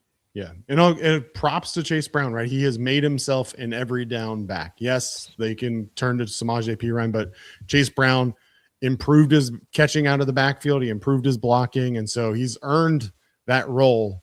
But this is the NFL, and so I have my nerves. Anything else on the offensive side of the ball that you wanted to chat about, Stone, that you had? I don't think so. I think we covered everything. Again, that rep with Orlando Brown Jr., I'm going to be thinking about that for a while. This is a guy that you extended when I don't think anybody here in this town was banging the table to extend Orlando Brown Jr. I understand that, if you're going to pay a left tackle, it's going to be pretty darn expensive. And they look at Orlando Brown's contract and they think he's a good enough player for the rate that they're paying him. But he looked pretty slow and oversized there on that rep. So I'm not particularly confident in that spot. And, Cody Ford had some moments tonight, as he typically does. But, the 5 guys that you have, it's good enough to win, and very intrigued with what you saw from your rookie, Brian Parker, where if it hit the fan and he had to come in, I feel a little bit better about that now. And also Jalen Rivers as well, who was a rookie last year, had to get some run there when you had injuries on the inside, kind of transitioning to playing the inside after having spent his collegiate career on the outside, and he looks a little bit more comfortable with that. So those 2 young guys I'm intrigued with, but, OBJ is your left tackle. I know he's been technically fine, but I worry about that. I really do. Well, and again, 30 years old. Well, Andrew Coker looked terrible tonight as the backup, and so I don't know if Jalen Rivers can swing out there. He's a bigger body, can certainly play tackle, but he's been mainly a guard since the Bengals drafted him last year. Most of his run has been at guard. There's not a whole lot there. I think maybe long-term Amarius Mims moves to the other side to protect Joe's blind side. But you're not going to do that in season, and you're not going to do that before you have to. Right. So certainly a question mark there, and one that we will pay attention to as the year goes on. I'm sure Orlando Brown Jr. will get plenty of conversation on this show and social media. All right, before we get to the biggest question mark for the Bengals this season, I want to remind you that Chatterbox Bengals is brought to you by Sharefax Credit Union. Sharefax is a not-for-profit financial institution owned by its members that returns earnings to them through lower fees and better rates in addition to traditional banking options. Sharefax Credit Union is an equal opportunity lender and is insured by NCUA. All right, so the biggest question coming into 2026 is the defense, specifically the linebacking core. I'll say this. Demetrius Knight Jr., Barrett Carter, they didn't jump off the screen in a bad way tonight. They didn't also jump off the screen in a good way tonight. Your thoughts after 1 week of this linebacking crew, where you stand? Still nervous, still worried. about it. They weren't out there very long, obviously, but really, when you look at the ones defensively, like let's just call a spade here. That was very lucky that the Bengals got that interception with Jordan Battle. They had just given up a really big play, and the Detroit receiver, I mean, took it off the face mask, and that'll be the easiest interception you can get. I mean, that was just up in the air, just waiting for somebody to grab it. So I had some concerns a little bit there with the ones. Again, I wasn't Amon-Ra and Goff and J-Mo and those guys out there for Detroit. It is the preseason. Not going to try to give anything away. Very vanilla looks. I understand that, but that was just kind of shaky there. And it's like, okay, you got the pick, but it was kind of lucky you got the pick. But you knew they weren't going to play for extended periods of time. In order to really get an evaluation of where those linebackers at, we're not going to get that until Tampa when they're out there the entirety of the game, and we'll see how they play then. I think all of us are concerned and worried about it. I will say, Swayze Bozeman, what he was able to do, checking in, he wore the green dot there for a little bit. Intrigued. He's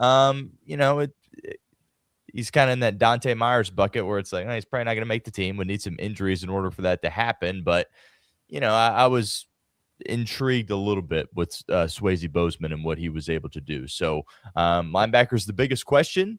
And we've seen this team neglect holes in the past where they know they have an issue and they look at it and say, you know what, we'll be all right. They did it at safety last year, running it back with Geno Stone. They're choosing to do it again here at linebacker. This could derail your season. If you're as bad as you were at that position, again, it could derail your season. But they're banking on year 1 to year 2 growth and obviously a lot higher caliber level of players around them. But tough to tell where they're really at. Certainly didn't, calm my nerves at that position at all. Yeah, you mentioned it. The play previous to the interception was a 23-yard completion, and Detroit was down to the Cincinnati 33-yard line. So they were driving and making moves, but luckily that pass was dropped by Isaac Tesla, and Jordan Battle was the beneficiary. There were like 3 Bengals around there. That was one of the things I was worried about. In some years, you'd watch that play and you'd think, all right, well, the Bengals are just going to like all fight for it and nobody's going to come down with it. But at least Jordan Battle came down with it, and we're happy about that. All right. The other I don't want to call it a competition. It's not really a competition, but the other position, I guess a little bit of interest for me, no Dax Hill tonight. And so DJ Ivey gets a chance to kind of run with the ones. I felt like he looked pretty good. He made a couple of really nice plays out there on the defensive side of the ball. Yeah, I'm fired up about DJ Ivey. He's got a heck of an opportunity this year, final year of his rookie contract. We all complain about how Duke Tobin doesn't have a bunch of hits in the draft, but getting DJ Ivey in the 7th round, that was a really good pick a couple of years ago out of Miami. Had the serious knee injury his first year, and this kind of feels like the first year where he's fully healthy and fully has an opportunity to make an impact. And in his role last year, he did really well. That 3rd down role against tight ends, obviously tight ends have caused lots of issues for the Bengals over the course of the past couple of years. Did a nice job in that role, and he's looking to get a bigger role this year. And I was impressed with what he was able to do in the game tonight. And, I think we all look at that room and say, well, we feel good about Dax and DJ, but what's the rest of that room look like? And if Ivy can assert himself as kind of, I guess that CB4, if you will, if you call it JD your 3rd corner at that nickel spot, I could feel okay about that. And I think he's definitely the leader in the clubhouse for that role, and he made some nice plays tonight. Not necessarily at the cornerback position, but one secondary member that I didn't feel like made a good impression for himself as he tries to earn more playing time or move up the depth chart was PJ Jules. Couple penalties, couple passes given up. PJ Jules didn't necessarily excite me tonight for a guy who is competing for that 3rd or 4th safety spot. Yeah, I agree totally. It's funny because 2 years ago he was competing with Dejon Anthony, who was a rookie at the time, 7th round pick. Dejon won that battle. PJ on the practice squad. They battled it out again last year, and PJ won the battle. Dejon on the practice squad. They're battling it out again, kind of that 4th safety. Mm-hmm. Fingers crossed the hamstring and Brian Cook's going to be okay, and he'll be out there for week 1. But yeah, I don't know who you give the advantage to. I mean, Russ East had a pick at the end of the game, insert himself into that competition. I don't know, But all of a sudden, if something's actually wrong with Brian Cook and this hamstring's maybe worse than they're letting on at this point, that depth's going to get tested. And I'm in complete agreement with you. PJ had some missed tackles. He was the wrong spot in several different situations tonight, and Dejan didn't really do much either. So that's a kind of back of the end roster spot that not many people are talking about that could have a significant impact. If you told me who is that fourth safety right now, I went into tonight saying it's going to be PJ Jules, but after this game, I've got some questions. Yeah. All right, we'll finish chatting and breaking down the game in just a moment, but first, Braxton Brewing is proud to present Chatterbox Bengals, the official craft beer partner of the Cincinnati Reds. Crack open a Ballpark Beer, a crisp German-style light beer crafted perfectly for 9 innings and hot summer nights. Grab a cold one at Great American Ballpark, Braxton taprooms, or at your local retailer. Braxton Brewing is brewed for Bengals country. And 78 Cigars by Anthony Munoz is a proud partner of Chatterbox Bengals, a premium cigar line from the Hall of Famer himself. If you love great cigars in Cincinnati football history, this is the perfect combination. You can grab 78 Cigars right now at both Montgomery and locations or over at Creekside Cigar Company. You can also check them out online. Just head to anthonymunoz.com and click on the 78 Cigars page at the top to place your order today. That's 78 Cigars from the greatest offensive lineman to ever do it, Anthony Munoz. All right, just a couple more topics to hit on here tonight. Stone, the defensive tackle room is deep, and there were a couple of guys that at various times kind of made some plays and made names for them. One guy that I felt like I was saying his name a whole lot tonight was Chris Jenkins Jr., a guy who has been thrown out there by many as maybe a trade candidate to try and build depth at the linebacker position or do other things. But Chris Jenkins, at least to me tonight, felt like a guy that could work himself into that rotation a little bit. Yeah, I think, when camp began, we were having a real conversation of, hey, like this guy's kind of competing, not just for playing time, but competing to be on the team. And I think that's a real thing. I think it still is. But he very much took a step in the right direction tonight. The advantage, obviously, for him is that he was a second-round pick. So if it's kind of neck and neck with some other guy, advantage Chris Jenkins because they allocated a top-of-the-line resource towards him. But, yeah, he was getting in the backfield. He was making some plays, hitting the Macarena. There was a couple where he kind of teamed up with Landon Robinson, and they both were working together and were able to get home, which was good to see. And that's what you're looking for the Bengals, There's a couple guys on this defense that have made leaps in year 3, Miles Murphy and DJ Turner. Could Chris Jenkins be the next guy to do that? Maybe. I think that would be very exciting for the defense if that were the case. McKinley Jackson, on the other hand, made a couple of plays, but when you're competing for a roster spot and you're going to line up across the long snapper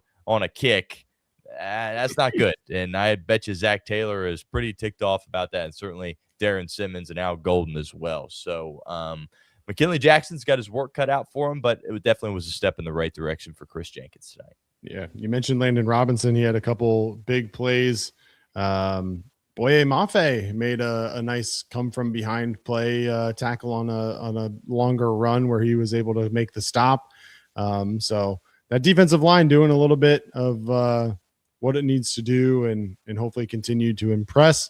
Cassius Howell had that fumble recovery. Other than that, didn't say his name a whole lot, but again, luckily for the Bengals, the defensive line had their name called a lot tonight. So other thoughts on the defensive side of the ball? Any other competitions that you're intrigued by or players that jumped off the screen for you tonight? Yeah, we talked about some guys on the back end again. Swayze Bozeman at that linebacker spot. It's worth mentioning. Again, I'm not saying he's going to make the team or be a starter, but there was something there where if, something disastrous happened with the two youngsters, like maybe you could try him there at that role. So that caught my attention a little bit. Didn't really. I think Dexter and Jonathan were out there for 3 snaps, so good to see him out there, but you didn't really see much there. You mentioned Boye.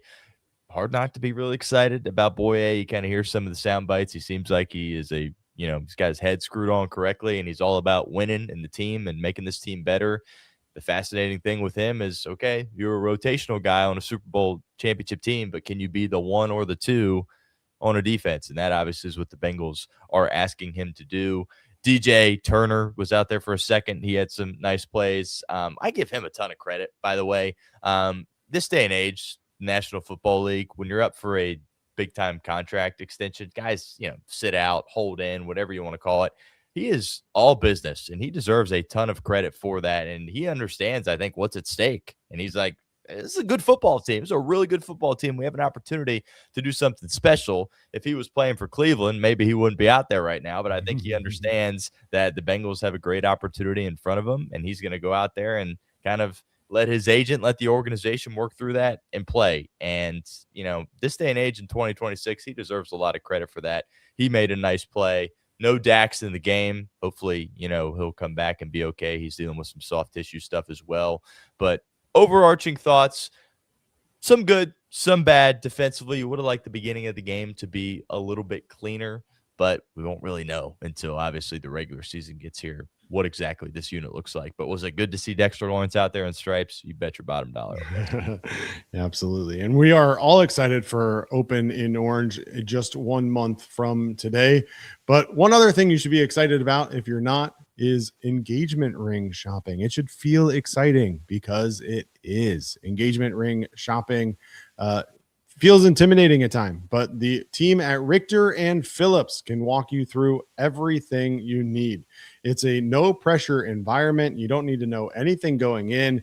They'll explain the diamonds, the ring settings. They'll go over every piece of knowledge that they have in order to help you get it right for this important moment in your life. They can work with any budget, whether it be big or small, and you'll leave confident and excited, not overwhelmed. Make sure you schedule your appointment at the link in our description here on YouTube or in the podcast description. Richter and Phillips, trusted since 1896. All right, Stone, we talked about the offense. We talked about the defense. Evan McPherson, 3 for 3. Everything looks smooth on the special teams as well.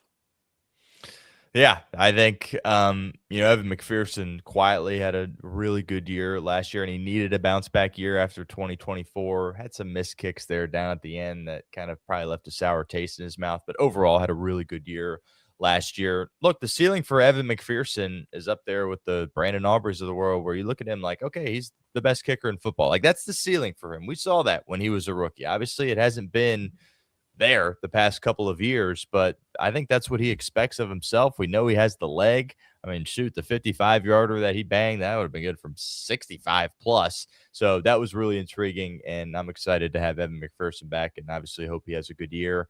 Ryan Rico, I've been hard on Ryan Rico. I'm going to continue to be hard on Ryan Rico. I mean, we get you can kick it a mile. That's great. Congratulations. But, come on, let's stop kicking it into the end zone. Thought the hang time on some of the punts weren't very good. So he's got a little bit of work to do. He's got a big leg, a lot of talent, but, it's the NFL. You got to have the coffin, corner stuff down with Ryan Rico. I wasn't very impressed with what we saw from Ryan Rico, but clearly Darren Simmons believes in him. He's got a big leg. Hopefully he can figure that out. But yes, from a specialist perspective, feel good about Evan McPherson. Keyshawn Williams with a big run in the kicking game as well. I think there's some competition brewing with him and Charlie Jones, maybe even Dante Myers inserting himself into that conversation. But anytime Evan McPherson runs out there and bangs one, like when you think about the electric stuff that could happen with the Bengals, it's like, yeah, Joe to Jamar, Joe to T. I think pretty high on that list is McPherson going out there and just sending one from 55 yards through the uprights. Always cool to watch, and pretty cool moment to get that with the ones as well, because I think it kind of, you have a different lasting takeaway when you think about the ones. If they would have went out there, it's like, dang, 2 drives, they couldn't score a point. And it looked like that's kind of where it was for a second. And then McPherson puts one through, and you at least have 3 points to show for it. Yep, absolutely. All right, well, that's going to do it. Make sure you join Stone every weekday right here on the Chatterbox Sports YouTube for continued coverage of the Cincinnati Bengals and training camp all season long. And of course, join us here on YouTube for live watch alongs every single week through the preseason and into the season, and live reactions after every single game as well. We appreciate you all tuning in and for keeping me company throughout the live watch along, and look forward to seeing you again next week for preseason game number 2 for Stone Shields. I'm Craig Sandlin. This has been Chatterbox Bengals. Appreciate you, everybody. Who day?